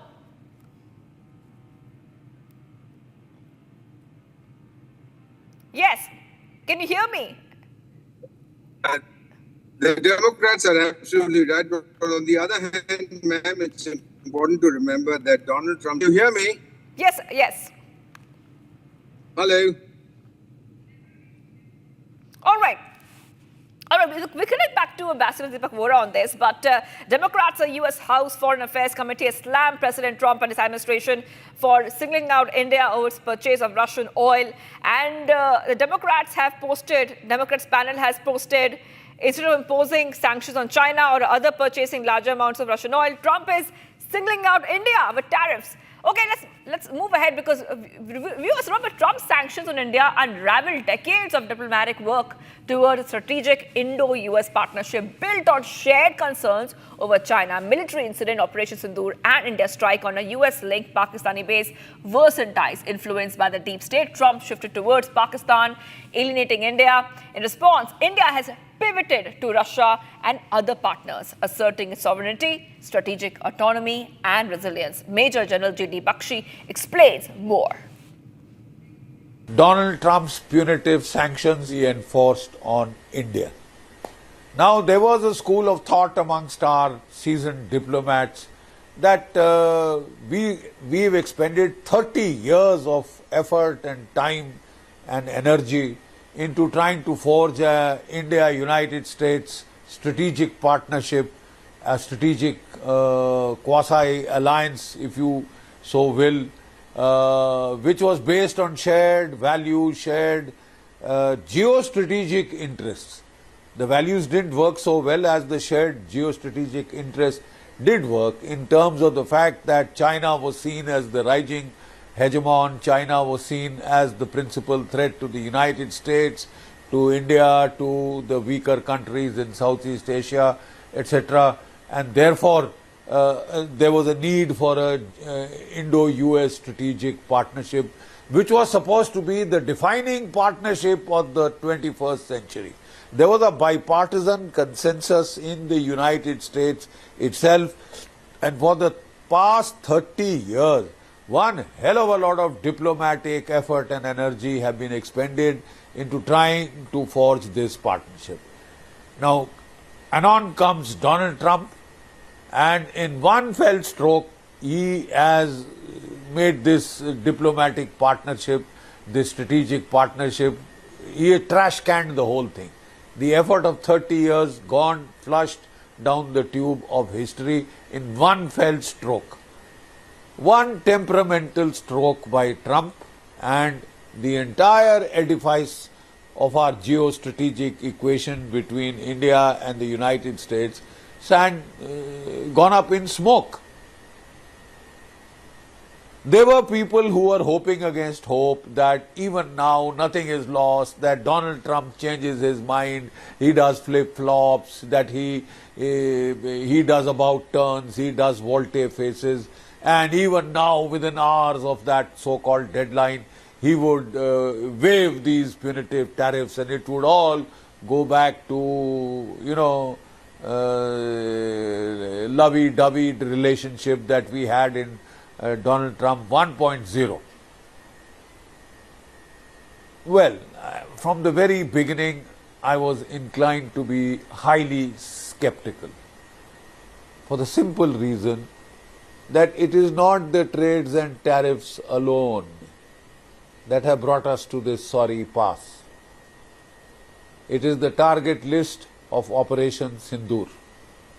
The Pakistani Air Force tried to hit 15 Indian air bases. First through drones, then it tried through the, standoff munitions fired by its jet fighters, and they got shot down out of the sky like flies by the S-400 Triumph missiles.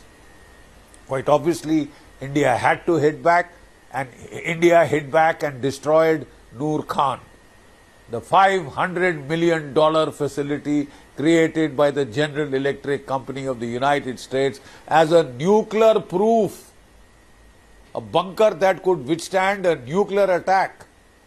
And it was all jam-packed with satellite communications, with computer servers, consoles, etc., which was the command and control hub of the Pakistani Air Force. What we did not know was that it was still being used by the United States of America 7 years after they had fled in a very disgraceful manner, if you please, from Afghanistan.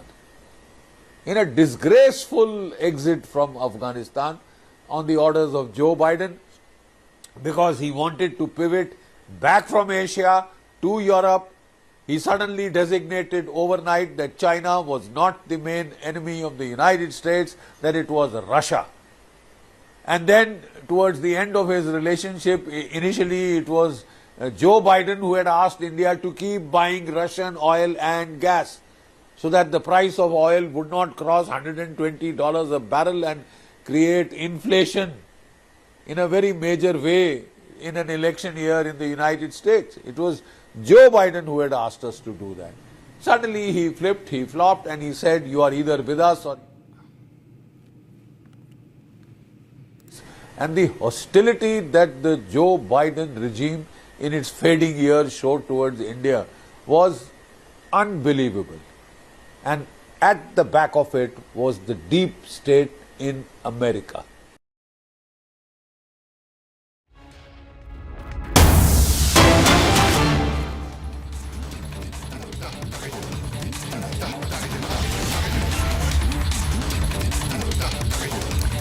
getting some big breaking updates coming in right now, viewers, and this is huge. In fact,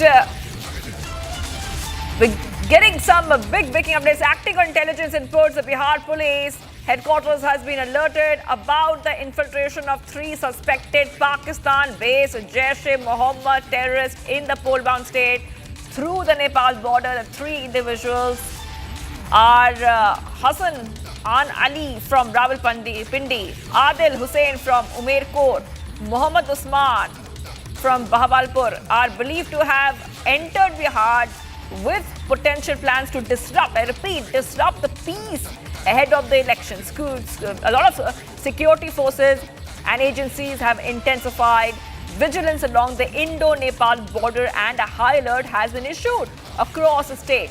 3 Jaish terrorists are suspected of infiltration, viewers. Of course, we'll try to get our viewers more updates on the story, but this is huge coming in. I repeat, this is huge coming in, given the fact that elections are around the corner and security agencies are going ahead and have issued a high alert. This is a big update coming in, intel coming in of 3 Jaish terrorists who are trying to enter Bihar through Nepal. The entire state of Bihar is right now on high alert. I repeat, the entire state of Bihar is now on high alert, viewers. We come to know that the Bihar police headquarters has said that 3 suspected members of the Pakistani-based terror outfit Jaish-e-Mohammed have infiltrated, I repeat, have infiltrated Bihar through the Nepal border. The Bihar police headquarters has issued a statewide high alert after receiving intelligence reports about the entry of Pakistan-based terrorists into the state. These are suspects which have been identified as Hasnain Ali from Rawalpindi, Adil Hussain from Umerkot, Mohammad Usman from Bahawalpur, as per information which has been shared already, viewers. And देखिए, यह साजिश चाहे जिसकी भी हो, लेकिन कोई भी आतंकवादी की अब खैर भारत की भूमि पर नहीं है। यह मोदी की सरकार है और गृह मंत्री अमित शाह जी की निगाह सीमा के एक-एक इंच पर है। हम घुसने नहीं देंगे, जरूरत पड़ा तो उसको जहन्नुम में भी भेजेंगे और जेल भी भेजेंगे, और बिहार की सरकार भी उसके लिए चौकस है कि कोई आतंकवादी नेपाल की सीमा से हो या किसी सीमा से हो, बिहार में न घुस पाए। all right, getting back to what's coming in right now on Republic TV, and 3 Jaish terrorists are suspected of infiltration. Now, let's tell you exactly what is happening. There are reports coming in that these terrorists have tried to infiltrate through the Nepal border. That is right. They believe to have entered Nepal with potential plans, and their plan is to disturb the peace. I repeat, disturb the peace ahead of elections. The entire state of Bihar is right now on high alert, viewers. The entire state is on high alert. We'll, of course, get our viewers more updates as to exactly what is happening, but this is a big update coming in right now. Security agencies have gone ahead and they are intensifying vigilance along the Indo-Nepal border, and a high alert has been issued across the state. I repeat, across the state. Now, the pictures can be seen on your screens. These are 3 pictures. The suspects have been identified, and their name is there on your screens. They are believed to be Jaish terrorists, Jaish operatives who have entered into Bihar through Nepal border. Remember that there are different routes these terrorists take to enter into India, Nepal being one of them, the Indo-Nepal border. Now, these are 3 suspects, and as you can see, the names are clearly written on the screen. So, there's Hasnain Ali, Rawalpindi, Pakistan, Adil Hussain, Umerkot, Pakistan, and Mohammad Usman. Mohammad Usman is from Bahawalpur, Pakistan. So back to back is coming in right now, viewers on Republic TV, and the entire state is on high alert. There are 3 Pakistani Jaish terrorists entering through Nepal to Bihar. And I really want to go ahead to my colleague who's joining us. We have with us Prakash, editor, Special Projects, joining us right now. Thank you for joining us here, Prakash. And you know what we see, Prakash, that patrolling has been intensified in border areas, from what we understand, including West Champaran district. We are seeing this is happening as the entire state, Prakash, is on high alert to catch these terrorists, these infiltrators. All right. Prakash, can you hear me? Prakash? Well, yes. Yes. Prakash, you know, we are showing those pictures of these terrorists, and we understand that the entire state of Bihar is on high alert. First, let me speak. So, yes, the intelligence agencies have sounded an alert, and it is a regular protocol as far as the elections are concerned. And whenever the Prime Minister or any such dignitaries visit, it's a normal protocol of the intelligence inputs that such and such incidences are going to happen, and you have to take precautionary measure. And if it doesn't happen, it doesn't matter. And if it happens, then people say that the IB had alerted. But here we have sketches from, because the Bihar police is not confirming as yet from where these sketches have come. But yes, there's a group called SMAC where it might have appeared from, and the names are Hasnan Ali, Rawalpindi, Pakistan, Adil Hussain, Umarkot, Pakistan, and Muhammad Usman, Bahawalpur, Pakistan. It is being said that these three people have been identified as Jaise Muhammad terrorists who have infiltrated into the porous border of Indo-Nepal area, and that extends to around 1,600 kilometers in Bihar itself, starting from Balmiki Nagar in West Champaran to Kishanganj in the Kosi belt, and that's a long, huge area, and the border is entirely porous, and it's very easy, safe gateway for any terrorists coming in from Pakistan via Kathmandu and then entering into Bihar, or so to say, UP border as well, the adjoining areas of Gorakhpur, Padrona, and other areas which joins Nepal's border.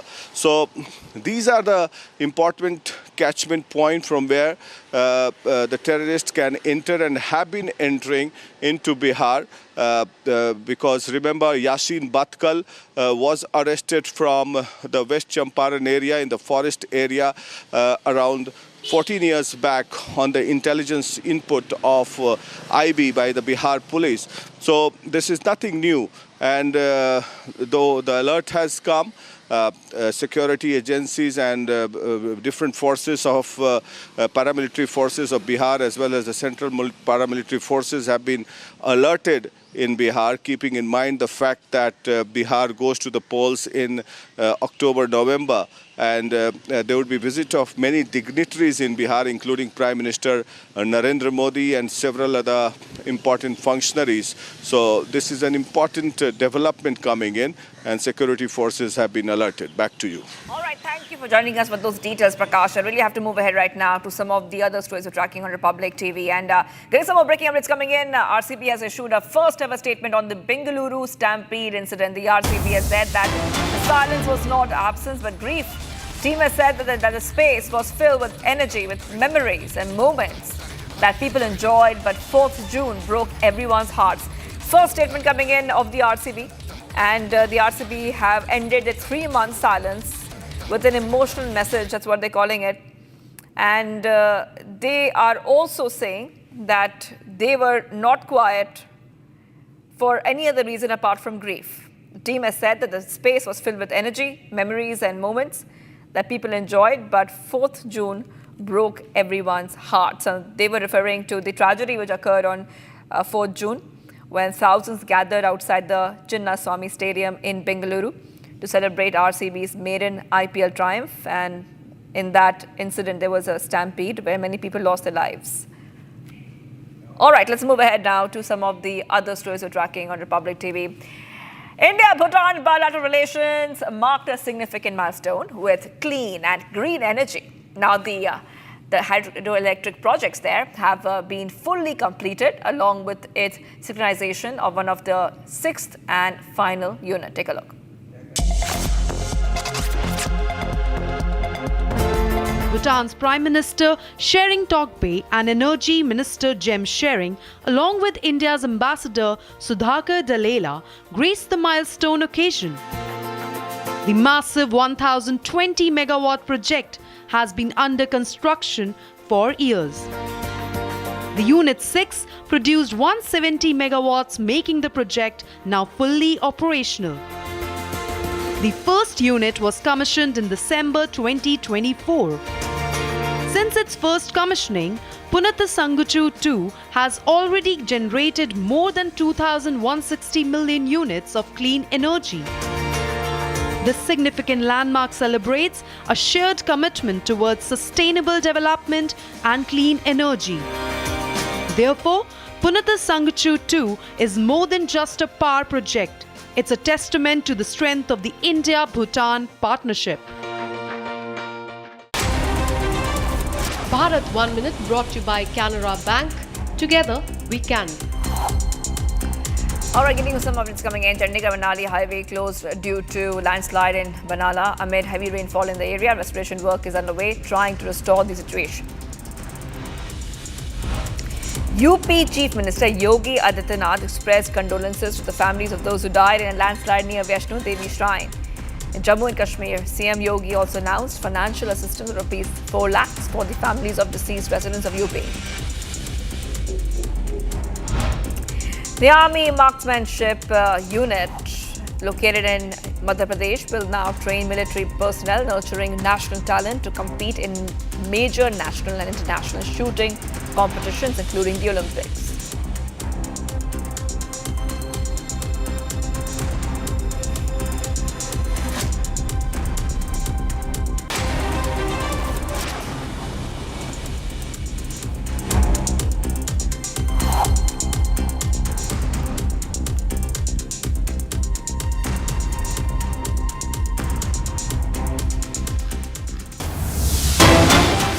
Getting some big breaking up is coming in right now, viewers.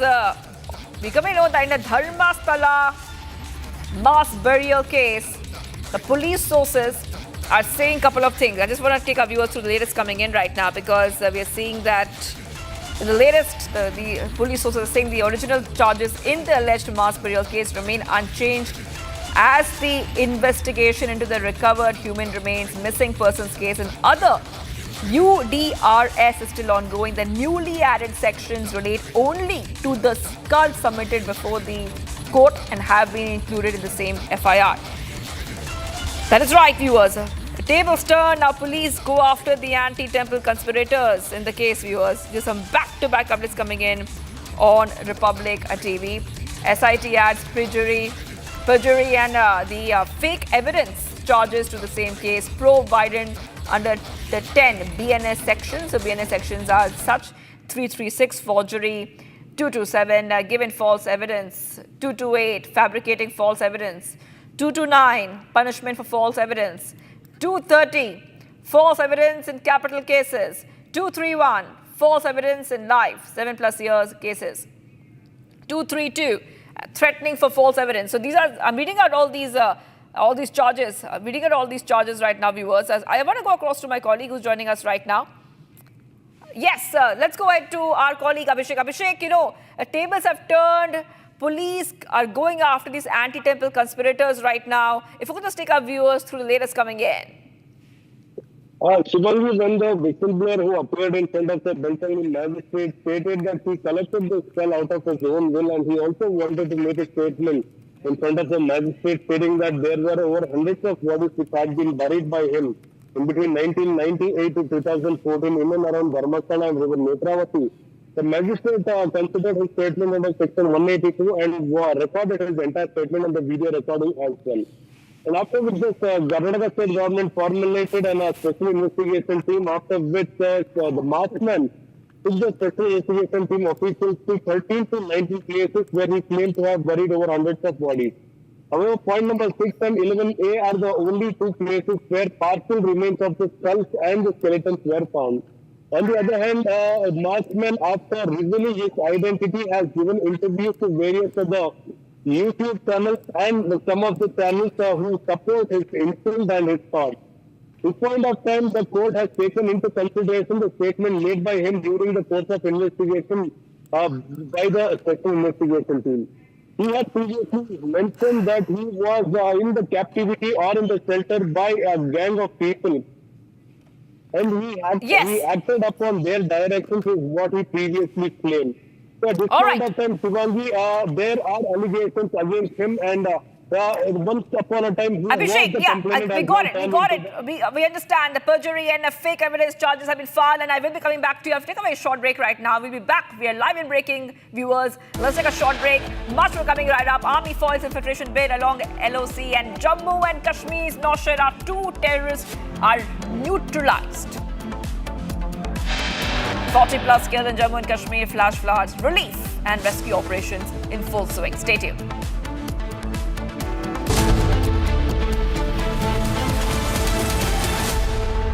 I choose a world where we dream, and the limit is the sky. And this world is my home where I'm living my best. Mindfully crafted home decor fabrics. Sansar, a D-Decor brand. Live consciously.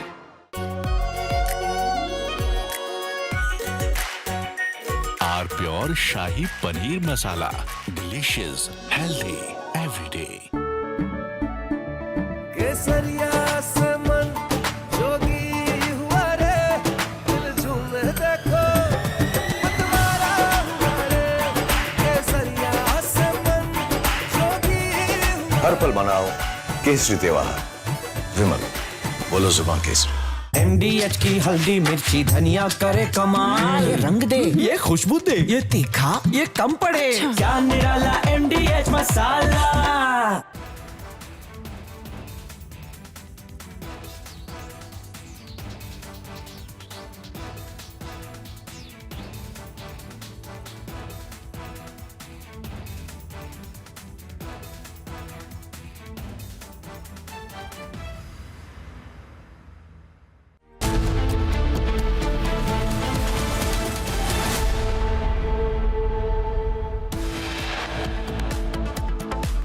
Viewers, top headlines. Army foils infiltration bid along LOC and Jammu and Kashmir's Nowshera. 2 terrorists have been neutralized.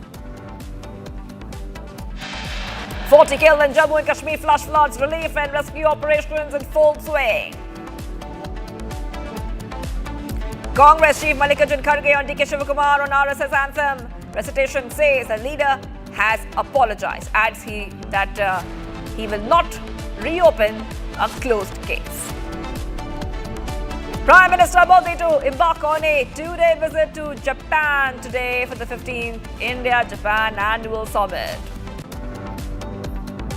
White House advisor Peter Navaro labeled the Ukraine conflict Modi's war, claiming that India's purchase of discounted Russian oil has fueled Moscow's aggression. Democrats on the U.S. House Foreign Affairs Committee slammed President Trump for unfairly singling out India, a steep 50% tariffs.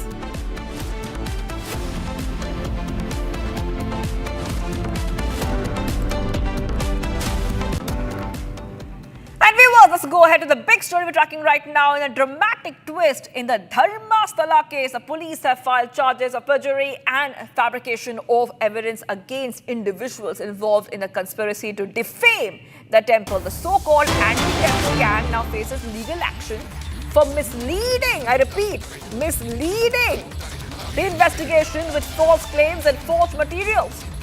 Authorities are citing deliberate attempts to malign the temple's reputation. They shifted focus to those accused of orchestrating the hoax. The SIT, which has been probing the Dharmasthala case, has widened its investigation.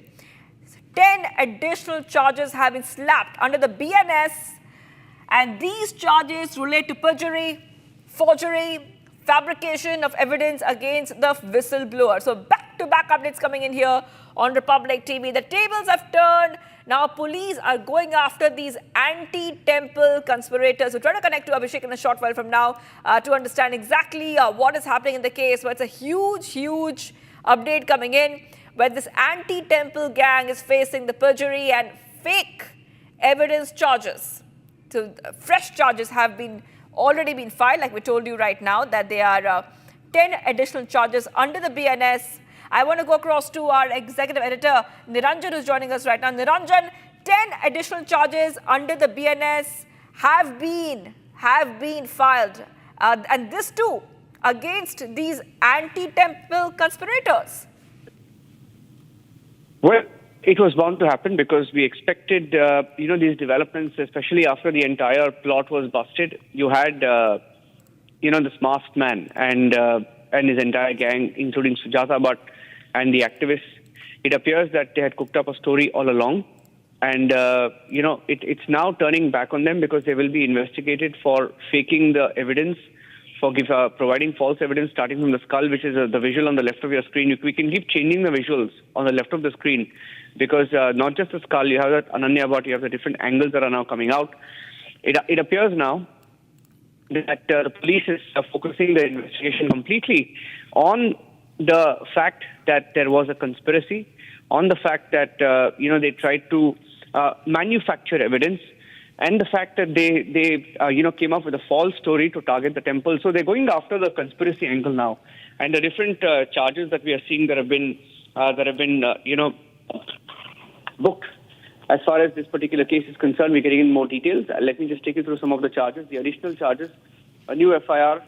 The original charges, we are being told, in the alleged mass burial case remain unchanged as the investigation into recovered human remains, missing persons, and other cases are ongoing. But the newly added sections relate only to the skull that was submitted, and the skull itself, we know, was a fake piece of evidence that was shared with the SIT. They've now added perjury and fake evidence, 336 of BNS, which is forgery, creating, altering fake documents. Section 227, giving false evidence, deliberately lying. 228, fabricating false evidence. 229, punishment for false evidence. 230, false evidence in capital cases. 231, false evidence in life. And similarly, all the new charges that have been added essentially will be in relation to this skull that was produced. It appeared that the skull was not even that of a woman, it was that of a man. So I think the game is called out, and it's likely to get interesting in the next few days. The focus will be on the lying, cheating, and the attempt to tarnish the image of the temple and to tarnish Hindus. Back now. Right, and Niranjan, Republic Kannada has been getting so many details of this, of the Dharmasala hoax case, because we have told our viewers that the police arrested a whistleblower saying that he has misled the investigation with false information. That was the biggest story that we were tracking. Yeah, because suddenly, in the last 2-3 days, the investigation has turned completely to the fact that, they lied. All of them lied. There was no mass burial. There were no mass rapes. There were no mass murders. And there were no mass burial. And that is clear now because you have the masked man who has confessed that he was under pressure. Masked man has said he lied. Masked man has said he was forced to make these charges. Masked man has said that he was brought to Delhi. Sujata Bhatt, who was the second character in this entire game, the plot, she has said that she was forced to lie.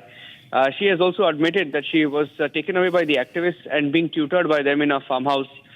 She has also admitted that she was taken to Delhi by these people. So all in all, this is a case which was concocted, and it was Republic TV that actually, and Republic Kannada, that exposed them left, right, center. We also said that the masked man, we were able to prove that the masked man was not even from Karnataka. He's actually from Tamil Nadu. And he had just come to, Karnataka to cook up the story. So it was a plot perhaps with the role of some in Tamil Nadu as alleged by the BJP. They claim that a Congress MP is involved. We don't know the Congress MP has denied these charges, but we're keeping a close track on that story. Back to you for now. All right, thank you for joining us there, Niranjan, Executive Editor, joining us there. A huge update coming in the Dharmasala case. I really have to move ahead right now, viewers, to some of the other story we're tracking on Republic TV. Let's move ahead to the next set of breaking updates coming in. All right, India's economy could reach USD $20.7 trillion in terms of purchasing power parity. PPP by 2030 and may emerge as the second largest economy by 2038 with $34.2 trillion GDP. Reports also say that with appropriate countermeasures, India can limit the adverse impact of higher US tariffs on selected Indian imports to about 10 basis points of the real GDP growth. So back-to-back updates coming in, viewers. India may emerge the second largest economy by 2038 with USD $34.2 trillion GDP in PPP terms. News update coming in right now, viewers. It is emerging as one of the most dynamic among the world's 5 largest economies with strong economic fundamentals, including high savings and investment rates.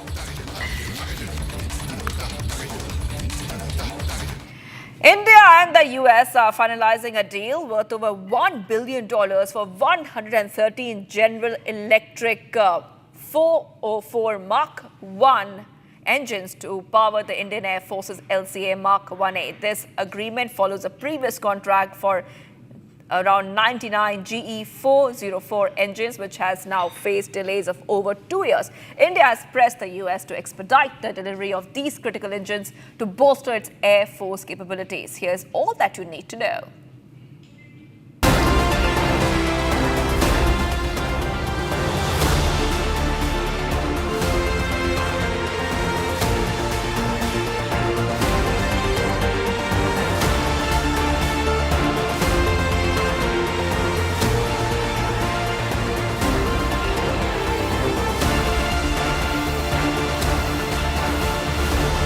U.S. President Donald Trump's new tariff rate of 50% has kicked in. 25% tariffs were already in place.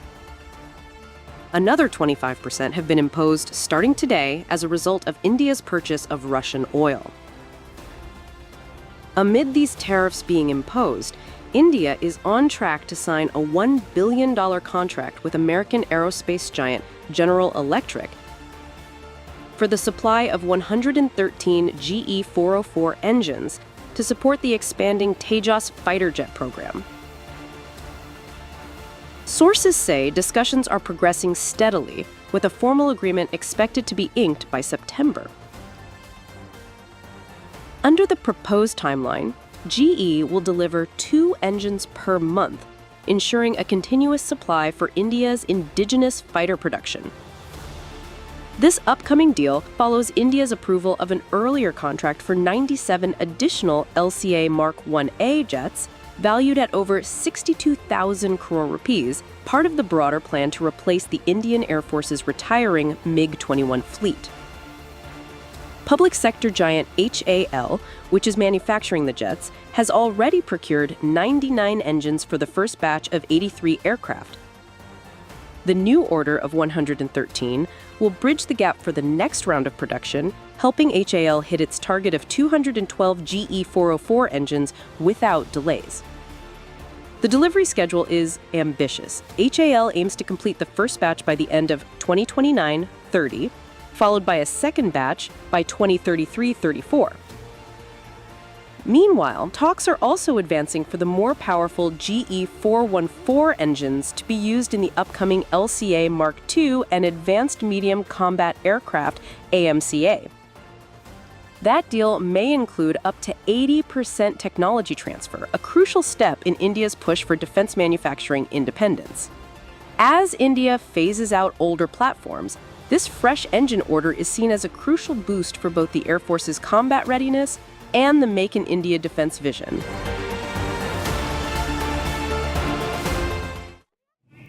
Getting some more breaking news coming in right now. The Nikki Bhati dowry death case, investigators from Kasna police have now recorded statements from the Fortis Hospital doctors and nurses. And in fact, the police have seen CCTV footage showing relatives Devendra, Daya Bhati, mother-in-law, Satvir Bhati's father-in-law, Rohit Bhati, brother-in-law, present at that hospital. Investigation, remember, is continuing right now. The police investigation is continuing right now. And the investigators are looking at all possible angles. And this is coming in as we saw a huge twist in the case already, where now Nikki's sister-in-law has accused the family Nikki's family of harassment and dowry demand. So this entire story is taking multiple turns, and simultaneously we see the Kasna police have recorded statements. Let's go to Akil.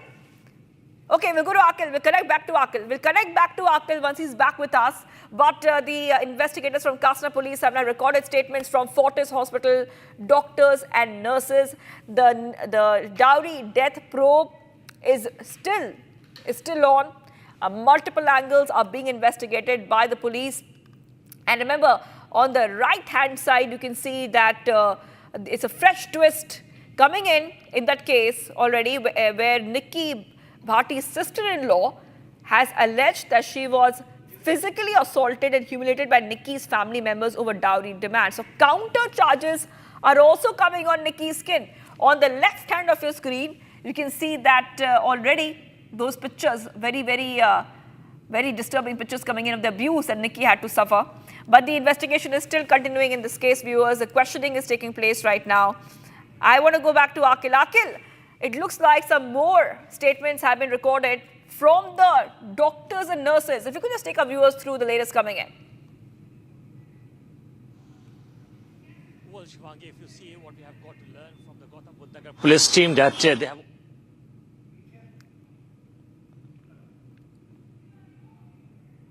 the Fortis hospital, and after that she was taken to the Safdarjung hospital. So initially the doctors who were treating Nikki at that point in time, their statements were recorded by the Gautam Buddha Nagar police team. Second important thing which has come to light, that Kanchan's statement has also been recorded by the Kasna police team.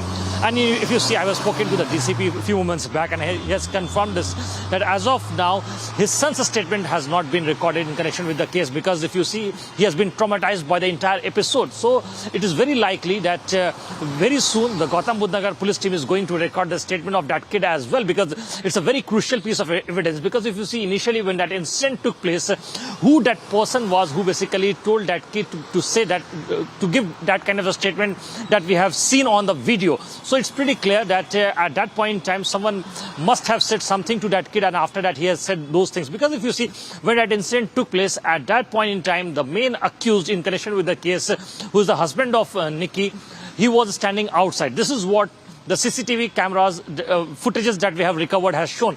We have got the time stamp on that CCTV camera, which has shown us that it was 5:42 p.m. when Nikki's husband can be seen outside the very residence, and the commotion which took place from the very residence. At that point in time, the details that we have recovered from the FIR report is 5:47. So what basically transpired during that 5-minute period? So the Gautam Buddha Nagar police team is basically corroborating both the details from the CCTV footages as well, and the statements that they have recorded from the family members, including the mother-in-law of Nikki, apart from that, father-in-law of Nikki, yes, and his sister Kanchan. Yes, you know, hold on, Akil, hold on, because we're getting one more breaking update coming in. Kasna police have recorded Nikki's sister Kanchan's statement as well, and Nikki's son's statement is yet to be recorded as he's traumatized. I repeat, Nikki's son, remember, young boy. He has seen the crime and he's traumatized by the entire episode. The post-mortem report is out. Okay, post-mortem report is out. And I think I'll go back to Akil right now, because Akil will help us understand what exactly is happening in terms of the post-mortem report and the questioning and the statements which are being recorded. Yes, Akil, what information do we have about the post-mortem report? And we saw, we have seen how Nikki's son, it was very heart-wrenching when he narrated that he saw his mother being tortured and abused. He's traumatized, and we understand his statement will be recorded later. Yes, Saqib. Well, Shivangi, if you see the entire episode, entire story basically hang on one single point, that whether this entire episode is just a story of a suicide or was it staged. So the Gautam Buddha Nagar police team is trying deep diving into this very matter to understand that whether someone else committed this crime and basically put a blame on someone else, So this is being investigated, or this is a case of suicide. So this is the entire matter being investigated by the Gautam Budh Nagar police team. So far, the initial information that we have received from the post-mortem report, they have basically given a cause due to the burn, the death taking place due to the burn injury. For that, we'll have to wait and watch to get the forensic report. So forensic tests have already been done. The report has not come out because it takes time to come out, the forensic report to come out. So once the forensic details will come out, then only things will be clearer that what all incident took place from the very location when there were only two persons who were present inside the very room, and after that his son was brought into that room and given a statement. So these things are very crucial. So Kasna police has not given any statement on that direction, because they are saying that even at this stage, once the report will come out, then only things will be clearer.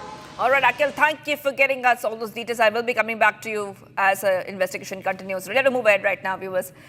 Series of flash floods and landslides, bridge collapses and whatnot, viewers. Heavy rains have wreaked havoc in the state of Jammu and Kashmir, with more than 40 dead, including kids and an army personnel who was deployed there for rescue missions. Commute and communication, both of them have been severely affected. Take a look at this report.